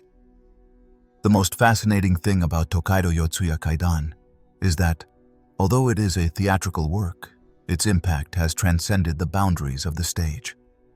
There are countless film adaptations, some faithful, others reinterpreted, recordings, paintings, and novels that have taken Oiwa's story to all corners of Japanese art. But parallel legends have also arisen around the performance of the play. It is said that those who portray Oiwa, without paying her homage, suffer accidents, illnesses, or curses. Kabuki actors visit her grave at the Myogyoji Temple in Tokyo to offer incense, prayers, and respect before each performance. This is not marketing or decorative folklore. It is a real living practice with centuries of history. Oiwa's curse, then, is not a mere dramatic device. It is a warning that crosses centuries, demanding respect even in an age where the supernatural seems like fiction. And that is the true strength of our story. That it still holds power. That it has not been domesticated or transformed into simple entertainment. That it still preserves that core of living tragedy, of authentic pain that cannot be disguised. Some scholars have seen in this legend a critique of the patriarchal structure of feudal society, where women were disposable, used as bargaining chips or sacrificed for their husband's advancement. Oiwa embodies the voice of all those who were silenced, deformed, destroyed in the name of male honor. Her return is a form of symbolic justice, a way to rebalance the order through fear.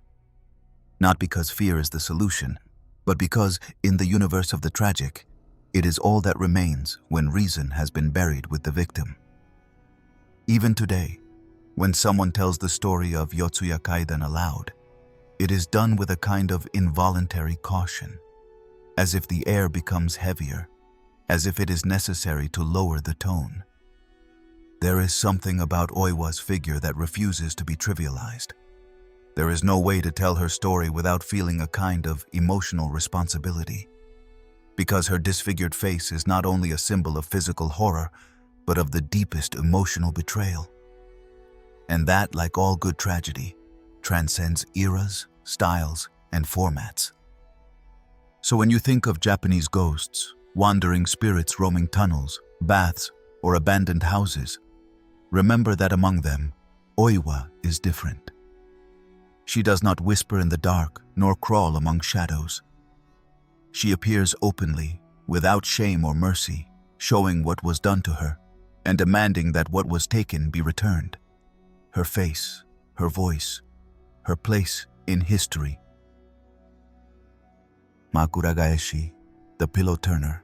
In the intimate realm of the night, when the body surrenders to sleep and the senses relax, there is a vulnerability that few stories define as precisely and chillingly as the one embodied by the Makuragaeshi. Its name literally means the one who turns the pillows. It is not an explosive threat, nor a monstrous presence that bursts in with noise. It is a minimal, almost imperceptible gesture that changes everything. It awakens a primal feeling. Someone is watching from the other side of silence. Stories about the Makuragaeshi date back to ancient times, when rooms were divided by sliding screens and the mattress, a futon laid over the tatami, was all that separated the sleeper from the cold floor. In that twilight, the pillow is the guardian of dreams, the refuge where the head hides, the remedy for fatigue. Changing its place, flipping it over, moving it gently, is a small, almost useless act. But upon waking and finding it in another position, perception shatters. That feeling of having been watched, of the sleep having been invaded intimately, leaves a mark that can last a lifetime. One of the most well-known versions describes a family that moved into an old house in the hills. The first day they settled in excitedly, but on the first night, the mother, upon waking, discovered that her pillow had been turned, its thickest part replacing the softest. Without anyone having entered the room, the silence was absolute. The next day, the same thing happened. That very night, the father, returning from a trip, drank some tea before sleeping and left the cup on the bedside table. When he woke, the cup had changed sides along with the pillow. They confirmed that no one had entered. The family began to feel a watchful, curious presence, as if someone was studying their habits. There was no violence, no shouting, just a faint, precise gesture crossing the boundary between the domestic and the ghostly. That small change in the nocturnal setting is not a trick of the subconscious if it happens frequently and under controlled conditions.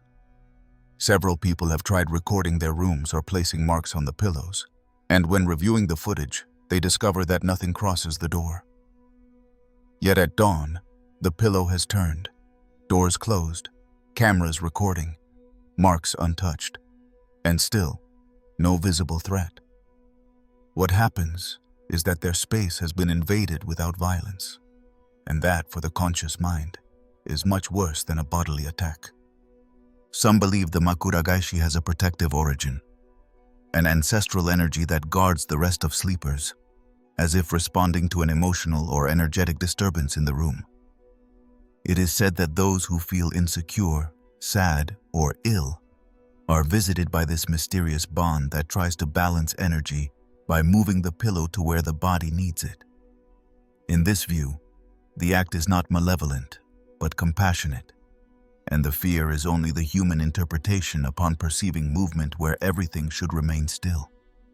However, most stories, especially the most chilling ones, revolve around a more disturbing variant: the vengeful Makuragaeshi. According to these tales, the spirit that adjusts the pillow also alters other elements of the environment, correcting the position of faces in family photographs, moving objects, leaving footprints that then disappear, or whispering the sleeper's name beneath the covers. Victims of this type of manifestation experience restless dreams, increased anxiety and paranoia, and a chronic feeling of being watched during the night. There is no direct physical contact, but the psychological effect is profound. Personal space has been violated silently and irreparably. The most interesting aspect of the Makuragaeshi is that it operates in a gray area between the everyday and the supernatural. An object, a room, a gesture as familiar as a pillow acquires a disturbing dimension when it changes without a logical cause. That boundary is permeable and can be exploited by the mind to generate much greater fears. The early morning becomes an undefined territory. The shadows of furniture, curtains moved by air, the creaking sounds of the tatami amplify in an internal landscape that begins to feel hostile. Historically, this legend was shared among family or during nighttime gatherings, witnessing how faces tensed at the mere idea that something could cross the door without making noise. It was perfect for scaring without the need for explicit devices like knives or monsters. A gesture as natural and domestic as turning a pillow was enough to create a crack in perception. And that crack, when repeated, gives rise to inexplicable anxiety. Some people leave their homes because of the insistence of that change. Others sleep with the lights on to prevent the act from happening again. Contemporary psychoanalysts have noted that this type of story activates a primary terror associated with the invasion of intimate space. The pillow represents the ultimate boundary between the body and the outside. It is the most direct contact with the floor and mattress, and can represent both fragility and protection. By altering it without explanation, the sleeper loses trust in their refuge. That is why the Makuragaeshi does not need to manifest with screams or shadows. It is enough to alter what we believe is under our control to provoke a sustained state of fear. In popular culture, this phenomenon has been depicted in Japanese domestic horror films, where the camera lingers on the changed object, on the fixed shot of the face under the turned pillow, on a shadow that no longer fits between reality and fiction. It has inspired bedroom horror mangas, where protagonists face an enemy without a body, without a voice, but extremely efficient. A minimal act that, when repeated, becomes torture. In family stories, it is often said that if someone finds their bed inhabited by the Makuragaeshi, the best thing is not to move anything for a week. It turns the act into a silent offering. Leave it there for a few days, as if thanking it for watching over your rest. If the gesture is respected, the presence disappears. If one tries to confront or rationalize it, the result can be an escalation of activity. More knocks, more changes, more insomnia. For those who experience it, the solution is a silent truce with what has broken in. In the end, the legend of the Makuragaeshi is an invitation not to underestimate the small, the faint, the seemingly harmless. Because sometimes true terror does not come with noise, blood, or ghosts, but with a pillow turned in the darkness. That pillow is an ineffable messenger. It tells you that the house of your dreams is no longer what you thought, that the boundary between the human and the inhuman can be crossed in an instant, without warning. That instant is what makes the difference. That instant can stay with you forever. The Cursed Temple of Danzanbo. At the top of a forgotten hill, surrounded by a heavy silence and uncontrolled overgrowth, lies the Temple of Danzanbo, a place few dare to approach and even fewer visit by their own will. It is a terrain that feels detached from time, with paths winding through twisted trees and glowing moss, and stone staircases whose steps are covered with dead leaves and persistent moisture. Any tour guide would avoid putting that name in their brochures, but in certain local communities, a traditional warning persists. Do not pass the last bell. If you hear the chant without seeing it, leave. The history of the temple blurs without clear limits between chronicle and myth. It is said that more than 400 years ago it was built by a wandering monk who had explored India and who returned to Japan with a strange devotion to a secret discipline that combined Buddhism with ancient shamanic practices. According to the story, what began as a spiritual refuge gradually transformed, generation after generation, into a center for unconventional rituals.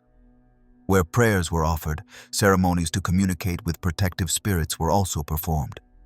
And where acts of benevolence occurred, there were also exorcisms, strange invocations, and chants to hidden deities known only within the temple. This ambiguity fueled rumors that grew over time. Pilgrims returning with inexplicable marks on their skin, disoriented travelers swearing they saw hooded shadows performing rituals at dusk, and visitors feeling a cold creeping up their spines, as if the air itself carried presences. The name Danzanbo roughly means the dwelling of the sieve, an image that suggests filtering what is pure and discarding what is contaminated. A poetic interpretation of the spiritual path, if you will, but also suggestive of more disturbing selections. Entering was commendable, but crossing a certain limit could lead to doors plunging anyone into territories where the human mind might get lost. For centuries, the monks of the place have maintained that invisible line, a kind of perceptual border, between the public area, lit by lamps and candles, and the dark zone, where they say rituals invoking minor entities were performed. The temple's last bell, according to locals, has never been repaired since ancient times. Its sound is irregular, broken, with notes too deep that linger in the air like an excessively human moan. Those who dared ring it more than 3 times in one night say that upon doing so, a dense fog envelops the site, and chants begin mixing with incomprehensible whispers. Some fear those chants are invocations connecting the temple to realms that should not be crossed. The echo seems to respond, sometimes with distant laughter, sometimes with moans, sometimes with footsteps walking beyond the stone walls.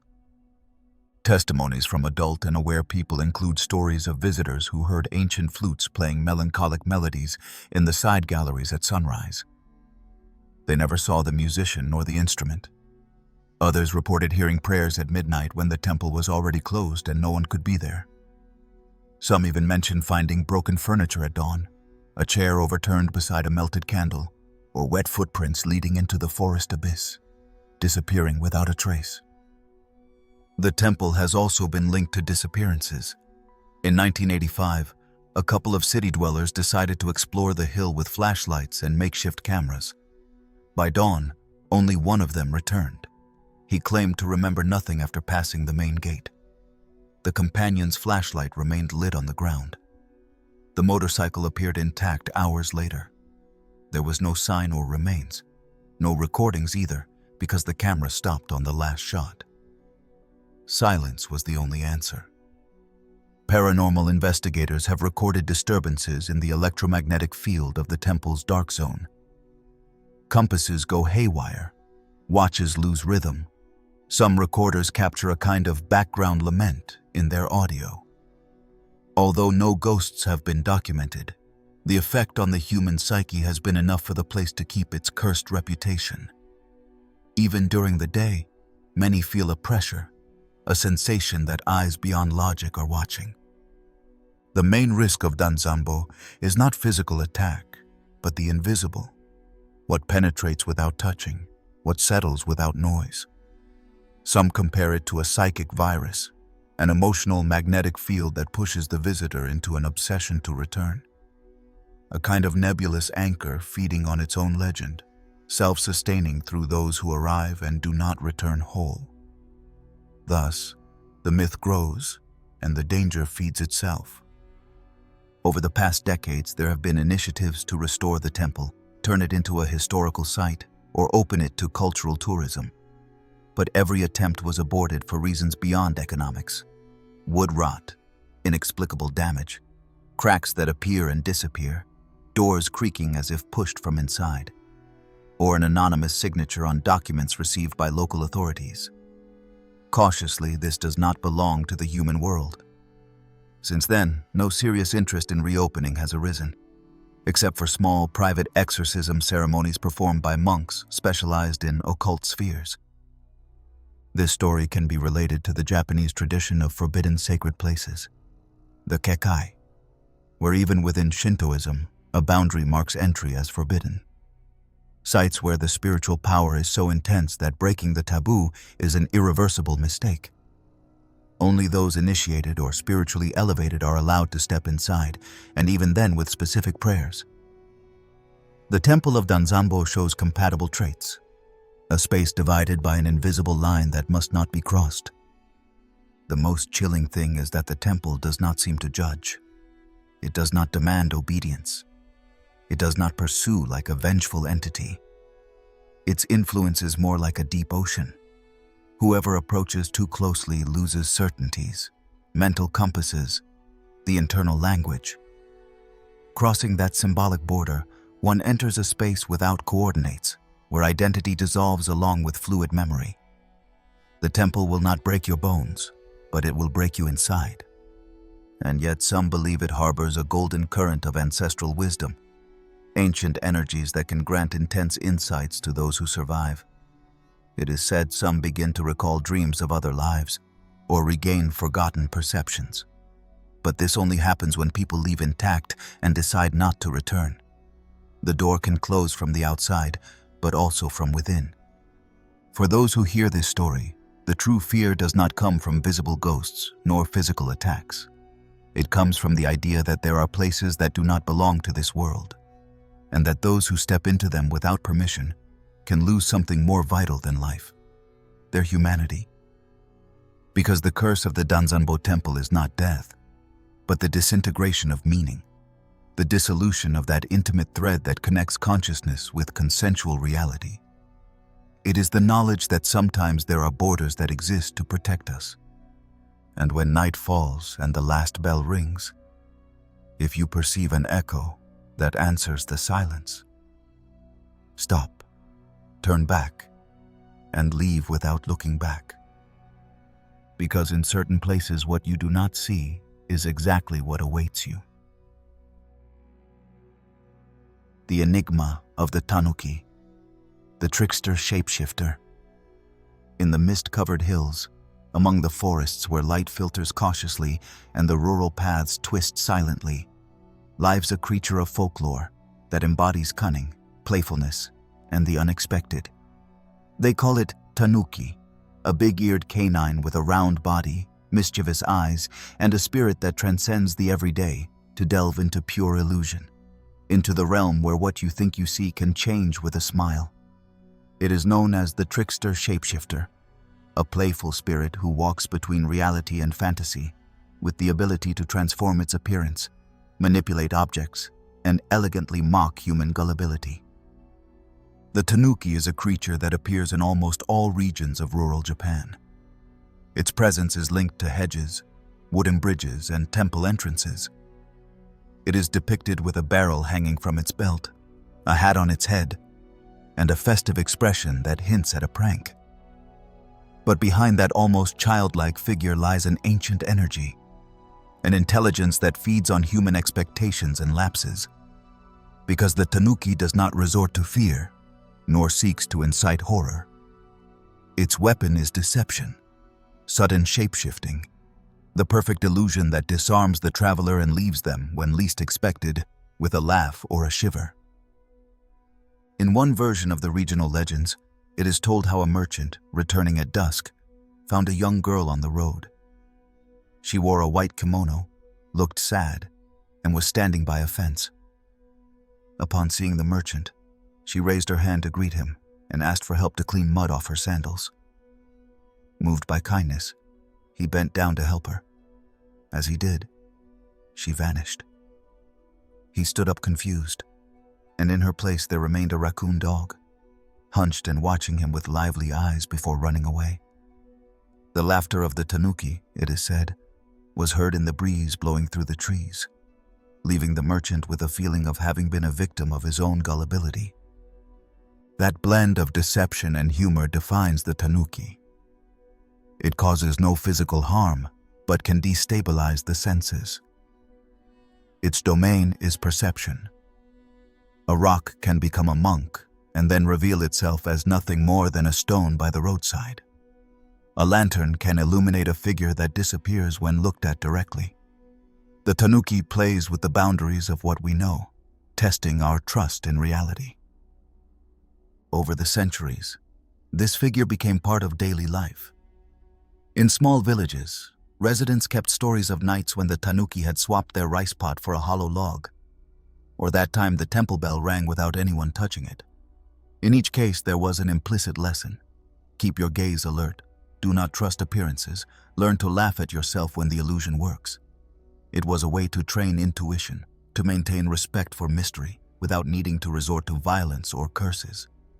Curiously, the acceptance of this mischievous spirit still holds a place in modern culture. Many ceramics and ornaments depict the Tanuki with a large belly and a permanent smile, holding a sake bottle to symbolize wealth. It is considered a bearer of good fortune, an amulet that wards off excessive seriousness and nourishes the atmosphere with a breath of lightness. And that lightness is essential to understand its spirit. In a world where the invisible is often associated with terror, in the Tanuki we find the possibility of a supernatural presence that does not seek to destroy, but to remind. That reminder is not naive. Behind the comic appearance is cunning. The Tanuki can transform a well into a deep abyss. It can offer food that at dawn turns rotten with the rust of illusion. It can cause dizziness, confusion, mentally exhaust the traveler until exposing them to invisible cliffs. In that sense, its mischief becomes dangerous because it invites complacency. That complacency is its food. And yet, if one accepts the joke, if one smiles at the farce and recognizes the deception without anger, the Tanuki can disappear gratefully, as if it has found a worthy interlocutor. In many tales, it is described bowing before leaving, almost politely, leaving behind the essence of a surprising experience, an implicit lesson, and an invitation to reevaluate the ordinary. In modern times, the figure of the Tanuki has been adopted by contemporary stories, anime, and manga. Its essence remains intact. It is a spirit that avoids direct violence, denies the rigidity of the world, opens a crack in perception to remind us that reality is full of unexpected folds. Even today, if someone finds their pillow stacked in a zigzag or discovers the clock has changed time without explanation, they might be facing a Tanuki prank, a nighttime game that does not seek to destroy, only to make evident that the evident can change in an instant. The greatness of this legend, perhaps less dark than others but equally powerful, lies in teaching us that fear is not the only way to relate to the unknown. Sometimes just laughing is enough to survive. Laughing because the world can transform, and admitting that change without falling into terror is, in itself, an act of courage. And if you find yourself one night with a bushy-tailed dog instead of a human, or a prolonged shadow that dissolves as you approach, do not rush to step back. Smile back. That might be the best way to ensure the joke does not turn against you. Yurei, the dead with unfinished business. In Japanese culture, there are spirits that return to this world driven by emotions so intense that death cannot dissolve them. These specters are called Yurei, inhabitants of a threshold between two planes, souls suspended in the pain of the unresolved, betrayed love, revenge, unfulfilled duty, or irreparable guilt. Their appearances usually do not frighten due to extreme violence or grotesque monstrosity. Their power lies in the emotional, in the ability to turn a cut-short life into a wound that reopens every time someone remembers them. Yurei are recognizable by a series of signs, as symbolic as they are eloquent. They wear white, the traditional color of mourning in Japan, and simple clothing, generally scarves or funeral garments. Their long black hair falls loose, floating like a silent current in the shadows. Their hands are extended forward, stiff with longing or sorrow. They appear floating, yes, but their presence carries emotional weight, a melancholic density that seeps into enclosed spaces, rooms, hallways, temples. Their appearance is not an act of immediate aggression. It is an invocation, a silent demand for attention toward a past that was not honored. The figure of the Yurei is rooted in folklore, but also in Buddhist and Shinto traditions. It is believed that after death, the soul passes into a state of peace, provided the appropriate rites are performed and the relevant prayers are expressed. However, when a person dies violently, suddenly, or without a proper farewell, their spirit becomes trapped in a limbo. There is a duty left unfulfilled. To protect a family, to settle a debt of honor, to declare eternal love, to claim justice. This incompleteness becomes an anchor, a tether connecting the living and the dead, and the Yurei manifests when someone crosses the emotional threshold that binds it to human memory. One of the most emblematic cases in Japanese literature is that of Otsuyu, the young fiancée who died on the way to the temple to meet her beloved. Upon discovering her fiancé's betrayal, she hanged herself from a tree branch, and her spirit began to appear in the rain, crying out her bitterness, searching for the one who hurt her. She appears wet, covered by a warm shroud. Her scream is not one of hatred, but of devastation. Nothing is deeper or more heart-wrenching than someone who returns wounded by the absence of emotional justice. Yurei are not reconciling presences. They do not offer comfort or good wishes. Their mission is more basic and urgent: to be seen, to be heard. For this, they choose specific moments and places. A wooden house where love was breathed, a room that holds memories, a bridge where the tragedy occurred.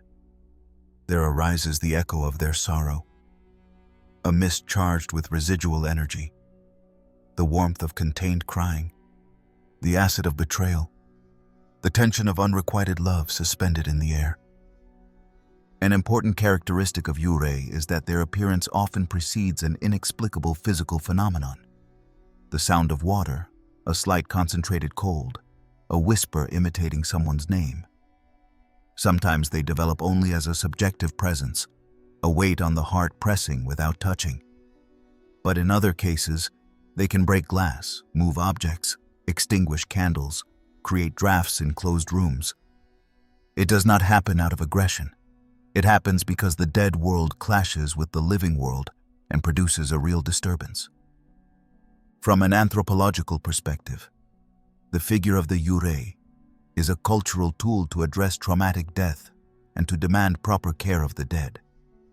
It is a dramatic way of teaching that emotional negligence has consequences, that those who forget or who betray can be visited by memory with the force of the unexplained. A similar concept exists in other traditions, but in Japan it acquires such a constant ritual and aesthetic presence that it becomes an archetypal figure, the ghost who returns because the world did not say goodbye as it should have. In the modern era, Yurei have been widely represented in classic horror films, such as Ringu or Ju-on, where they inherit their essential elements: long hair, pale face, floating movements, and motivations centered on a lived injustice. But what matters is that behind every cinematic appearance, there remains a human story. The young woman who died from an abortion while her fiancé abandoned her. The mother who committed suicide after losing her child. The worker who died dodging others without saying a word. In every plot, the Yurei represents a morbid anguish still unable to rest. Specific rituals have also been carried out to appease these presences.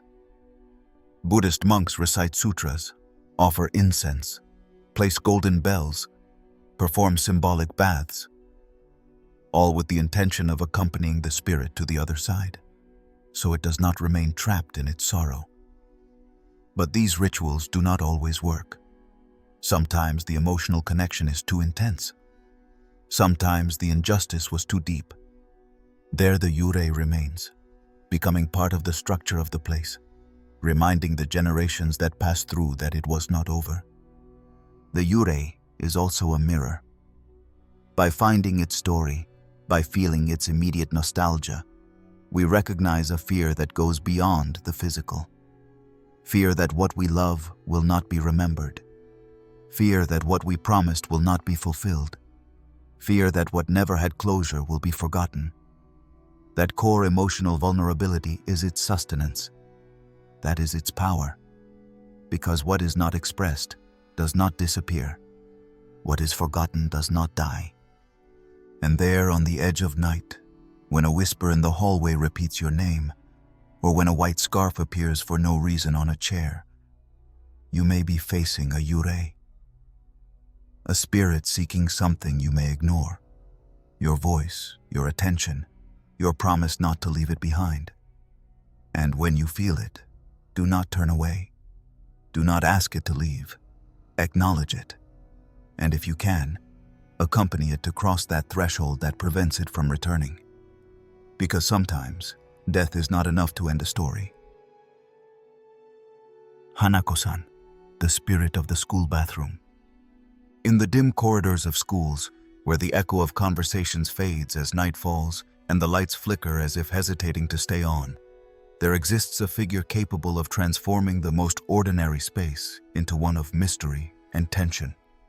This figure is Hanako-san, the spirit who dwells in the girls' bathroom, a presence that has generated hundreds of stories, scares, and improvised rituals among entire generations of students. Her essence does not come from violence, but from the unexpected.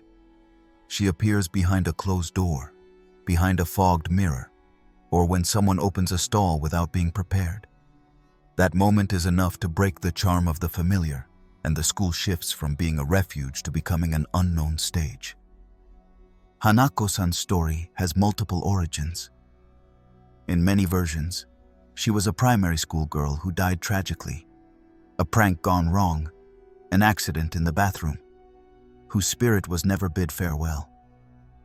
She was forgotten by the administration, ignored by the parents, buried in a corner without a stone or ceremony. And in that absence, her presence settled on the tiled wall of stall number 3. There her voice whispers, her figure is reflected, and her hand trembles waiting for someone to knock from the other side. The dynamic of her appearance is simple and ritualized. One must go to the girls' bathroom, approach stall 3, knock 3 times on the door and ask, "Hanako-san, are you there?" After a silence that seems to stretch to measure the intruder's courage, anything can happen. A sharp knock from inside, as if something touched the door, a chain moving, a barely audible whisper, or, in the most disturbing tales, the appearance of a hand extending between the tiles, clean and pale, as if wanting to touch the visitor without breaking the boundary of the physical. That gesture has fueled the fear of those who grew up in old schools, with bathrooms retaining features from past decades, cold tiles, foggy mirrors, uncontrollable echoes. A girl who heard her name whispered as she left the classroom, another who felt a hand on her shoulder while sitting in the bathroom, a group who, after invoking Hanako-san, found chalk marks drawn on the floor, reminding them someone had been there when they were not looking. In each case, there was a mix of astonishment, nervous laughter, and instant panic, the feeling that what one knows can shift without warning. Looking more closely, Hanako-san reflects a deep unease about school as an institution, a space where authority, rules, collective rituals, intimacy, and solitude coexist. The school bathroom is a place of passage but also a refuge, of whispered confidences, of shared insecurities. That mystery inhabits that very specific place, speaks to the tension between public and private, regulated and personal. A controlled space that, however, becomes vulnerable before the spiritual.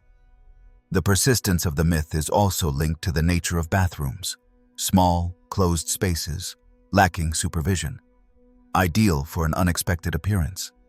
If we also talk about old bathrooms, with wooden walls and a design that harkens back to another era, the atmosphere becomes pliable to fear.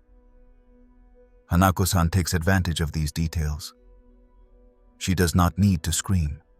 She does not need to distort the space. It is enough to appear where she is least expected, provoking an innocent doubt about whether what you saw was real or a product of imagination. Her reputation has influenced popular culture beyond the school. She appears in animated series, teenage horror movies, novels where reality is questioned. In those stories, her presence can cause physical manifestations. Lights flicker, concentrated fog appears over the toilet. The laughter of a girl echoes and stretches until breaking the night's calm. In all cases, the essence is the same: to subtly alter a safe environment, inviting those who summon her to question what they see and feel. But behind the scare, there is a social story. A girl who was not supported, whose body went unnoticed. An institution that did not even notice her disappearance. In that abandonment lies part of Hanako-san's power. Her spirit has been filled with presence because she was deprived of it in life. And that absence becomes a silent scream, a manifestation of institutional silence, of unaccepted mourning. Over the years, variants of the myth have emerged. In some, Hanako-san can answer questions like, "How did I die?" And the answer comes as a knock or a water stroke on the mirror. In others, she has a voice, deep and distant, repeating something elusive to her original pain. Some versions say that if the call is repeated more than 3 times, Hanako-san can leave the bathroom and chase the intruder through the halls, not appearing suddenly, but transforming her face in reflections on mirrors, display cases, or foggy windows. It is easy to mythologize the retelling, but what ignites the story is the feeling that a presence has been neglected. Hanako-san exists on the border between the non-existent and the impossible. She is part of a collection of tales where horror does not come from a scream or aggression, but from the challenge to the everyday. And that challenge activates, in those who hear it, a mix of nostalgia, mysticism, and fear that resists rational disbelief. When you walk the halls late at night, when the lights turn yellowish, when even the echo of your footsteps feels heavier, it can take just a half-open door, a chain's echo, a reflection where there should be nothing, to trigger a memory. Hanako-san. And then everything could change because the place you thought was safe can become a burial ground.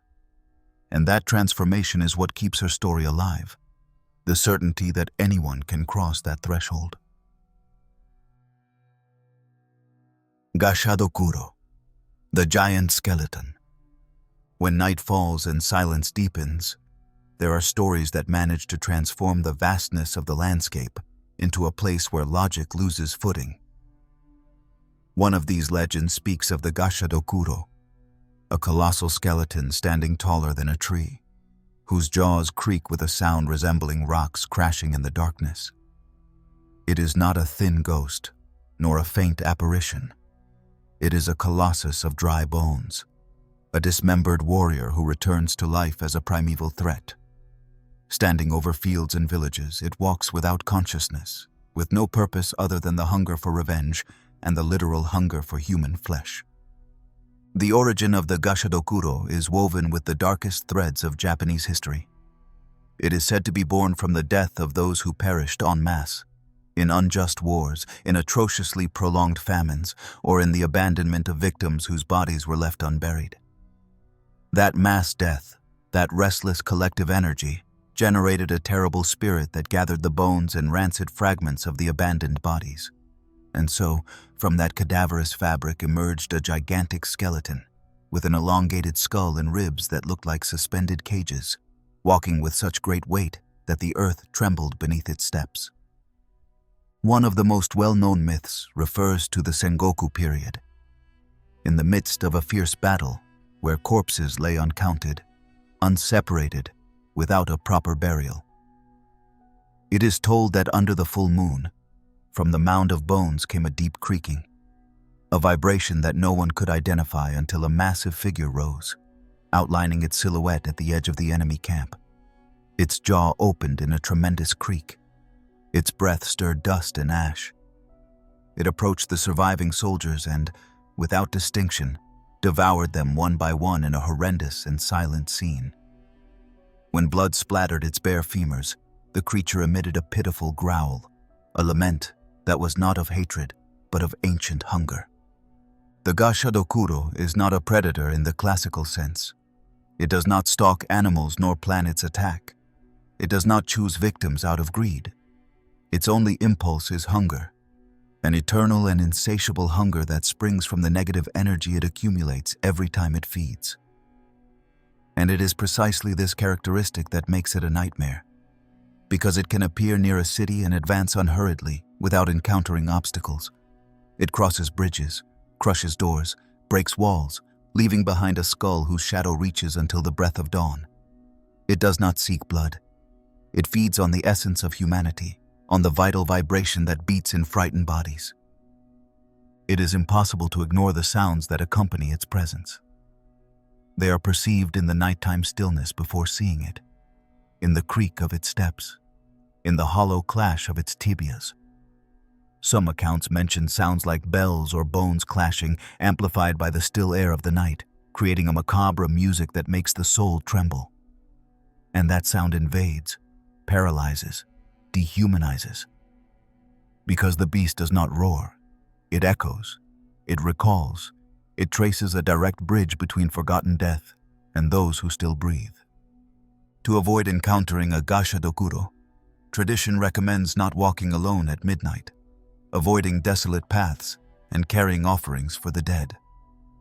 Chalk marks on doorways, soft bell ringing, sutra chanting. It is said that the presence of light restricts its movement, that human vibration, laughter, conversations, music, interrupts its path. But if someone sees it, the only salvation is to remain still, to pretend to be part of the landscape, that it does not exist, that the colossal death is not there. And with that, perhaps, gain a minute. Because against a mountain-sized skeleton, silence may be the most fragile and desperate shield. In popular culture, the Gashadokuro has inspired horror film scenes where an anatomized shadow devastates villages, where a giant creature roams fields beneath a moon that belongs to it. Its logic is different from that of a vengeful figure. Here there is no betrayal or personal grudge. There is mass death, social oblivion, absolute abandonment. Its revenge is not against a specific individual, but against humanity itself that forgot to bury what fell, that ignored the body of another when it was no longer useful. The Gashadokuro represents that deep horror tied to negligence. When collective victims do not receive funerals, when their bodies remain buried without ceremony, when they accumulate without name or tears. That omission can breed a nightmare that violently reminds human responsibility. And in that sense, its shadow is more powerful than its form, because it is not just a monster, it is a warning. And the next time you pass by a cemetery under the moon, or feel the wind change over the tombstones, you might hear a distant creak. If you stop, you may see something you do not want to. An immense skeleton walking unhurriedly toward the horizon, as if seeking to complete its journey toward oblivion. In that instant, you will know that mass death does not die, and that unearthed bones have a roar more powerful than any human scream. Tsukumogami, objects that awaken. In the silence of an old house, where the corners hold the sense of time and the everyday becomes a realm of the unexpected, there dwells a peculiar phenomenon of Japanese folklore, the Tsukumogami, objects that, after reaching 100 years, gain their own consciousness. They are neither ghostly beings nor living toys designed to cause fear, but manifestations of a subtle animation born from attachment, wear, and the passage of time. An oil lamp, a forgotten umbrella, a wooden toy. Any of these can become a companion with a will, a visitor that begins to move when the house is empty, emitting soft laughter or whispers from the drawers.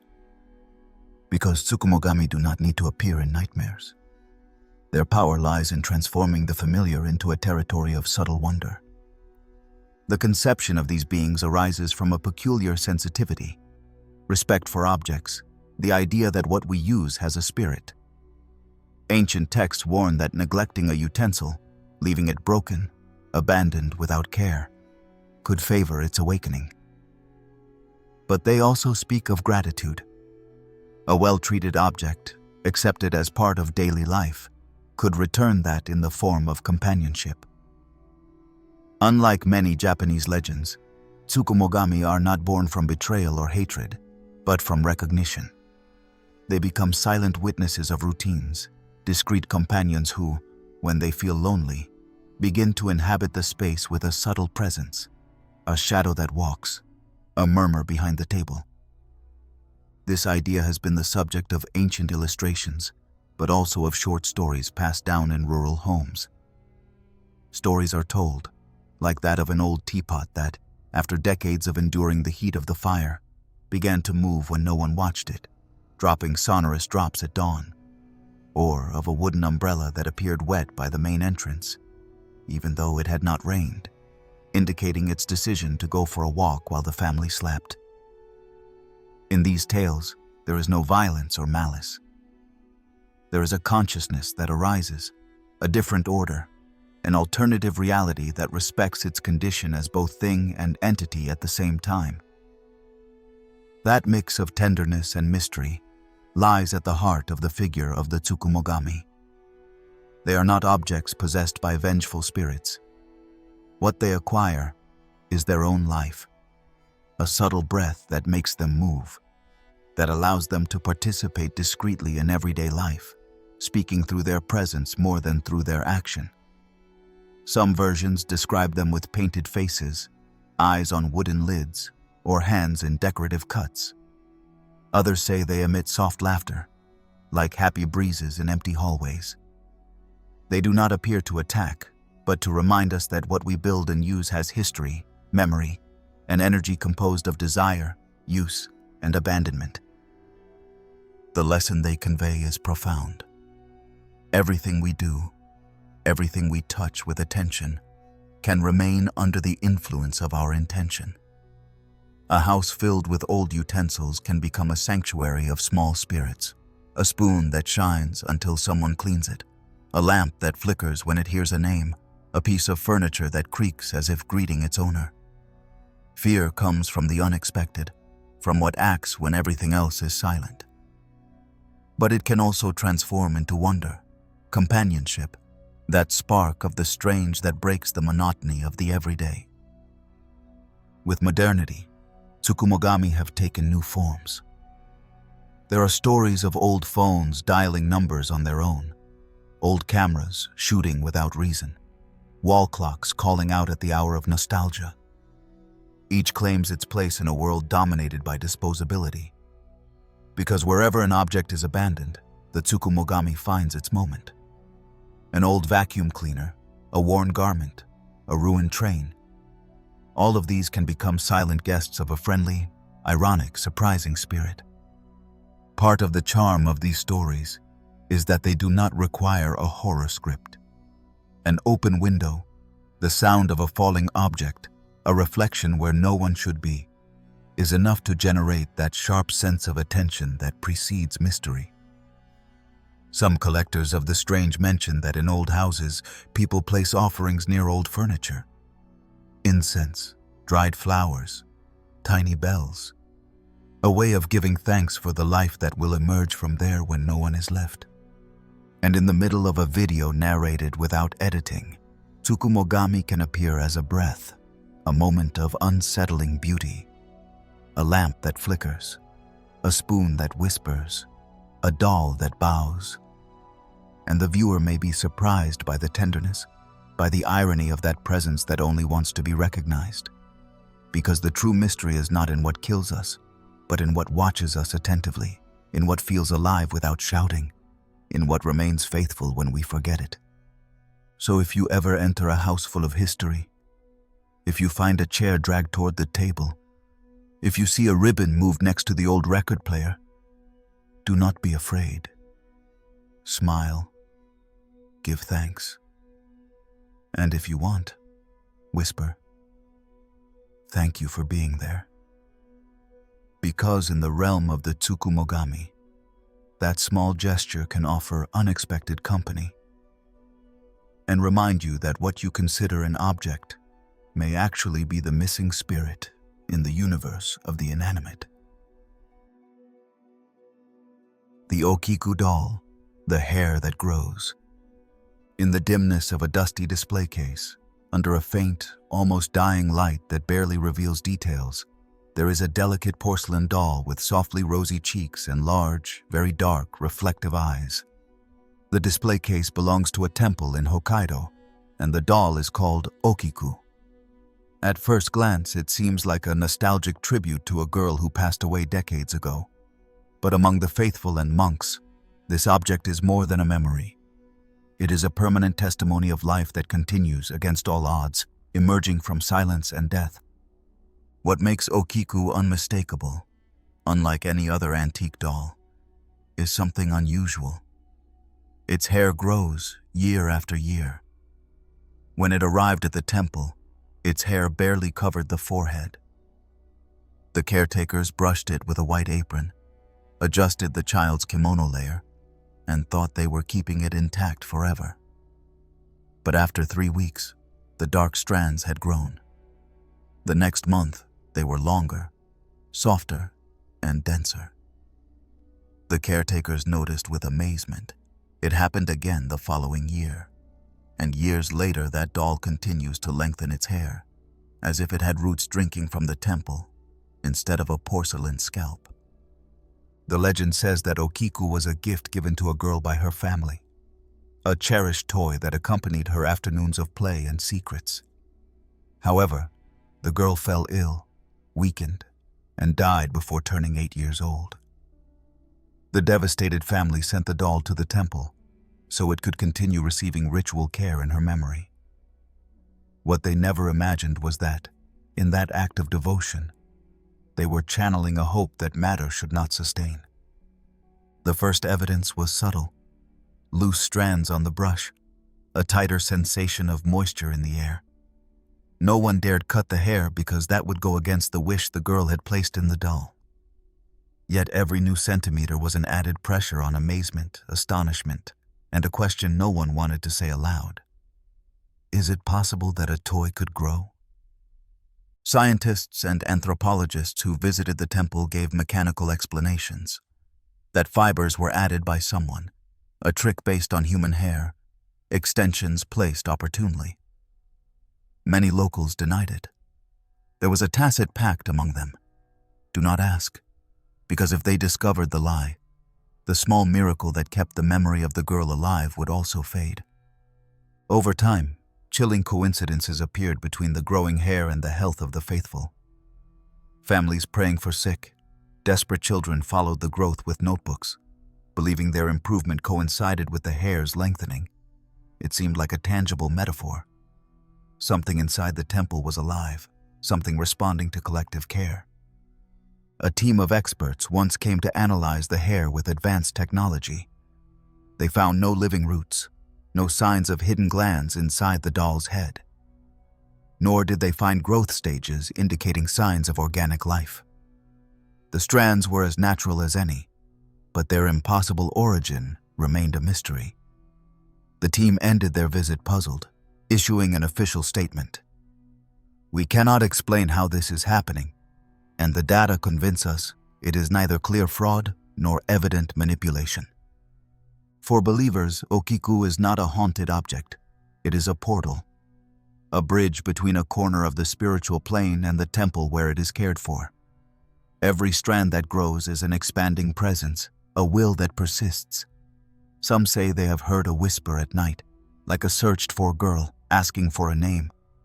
Others say they have noticed its reflection in the eyes of the head monk, so alive it almost trembled. And and there are those who claim that if someone has an intimate conversation with the hair while combing it, it will respond by moving, bending in the opposite direction as if it had its own hearing. This phenomenon has been documented in diaries from neighboring temples. In each case, maintenance exists. Incense burning, prayers during morning rites, offerings of sweets, tears falling on the cold bones of Hokkaido. This responsibility has been passed down from generation to generation. Unlike a figure that only produces fear, Okiku inspires devotion. And that devotion warns that the doll depends on human memory to grow. Without it, it could dry up, freeze, lose its extraordinary breath. Artists, writers, and minor filmmakers have recreated the story, but locals resist. For them, Okiku exists as a living object, and they guard the display case where it is kept with great care. They cover it with a white flannel, clean it with soft cloths, avoid drafts that could break any strand. They perform nocturnal chants, share stories about the girl, sing when the wind blows frosty. Visitors feel the atmosphere change, like a familiar echo passing through their bones. The fear in this legend is different. Not violent terror, but existential vertigo. The kind that makes you think about matter that defies vital logic. About a doll that can grow without blood, without roots, without human consciousness. About a girl who dies but remains alive in every strand. It is a story that settles in doubt, reverence, and the intimate question of what happens when memory is confused with reality. Every year, on the anniversary of the girl's death, a strand is cut, not from the doll, but from the monk's hair. That strand is kept in a sealed scroll, accompanied by a promise to continue caring. Some say that this prevents the growth from going out of control. Others believe it represents a symbolic pact, an energetic reciprocity that keeps alive the balance between what dies and what continues its course. And yet, the presence of Okiku is not perceived as disturbing, but as a warning. A doll that grows forces us to rethink everything we take for granted, about what is alive, what can be maintained, what depends on others. There is something unsettling in what challenges distinctions, matter and spirit, past and present, absence and memory. And that is what makes Okiku a perfect story to close this exploration of my mysteries. It does not leave us with fear, but with a deep unease that can accompany us every day. On the boundary between the tangible and the impossible, Okiku calls us to care for what we believe forgotten, to shelter what we are afraid to name, to accept that there are soft, small, and still forces that persist where we cannot reach. And when we look at the display case, we will see more than a doll. We will see an impossible heartbeat, hair that looks at us and, with silent insistence, reminds us that life sometimes resists in the most unexpected place. If any of these legends have been lingering in your mind, tell me in the comments. I would love to know which one impacted you the most or which one you did not know. And if you enjoyed the journey, subscribe to the channel so you do not miss what is coming. Thank you for being here and for listening until the end.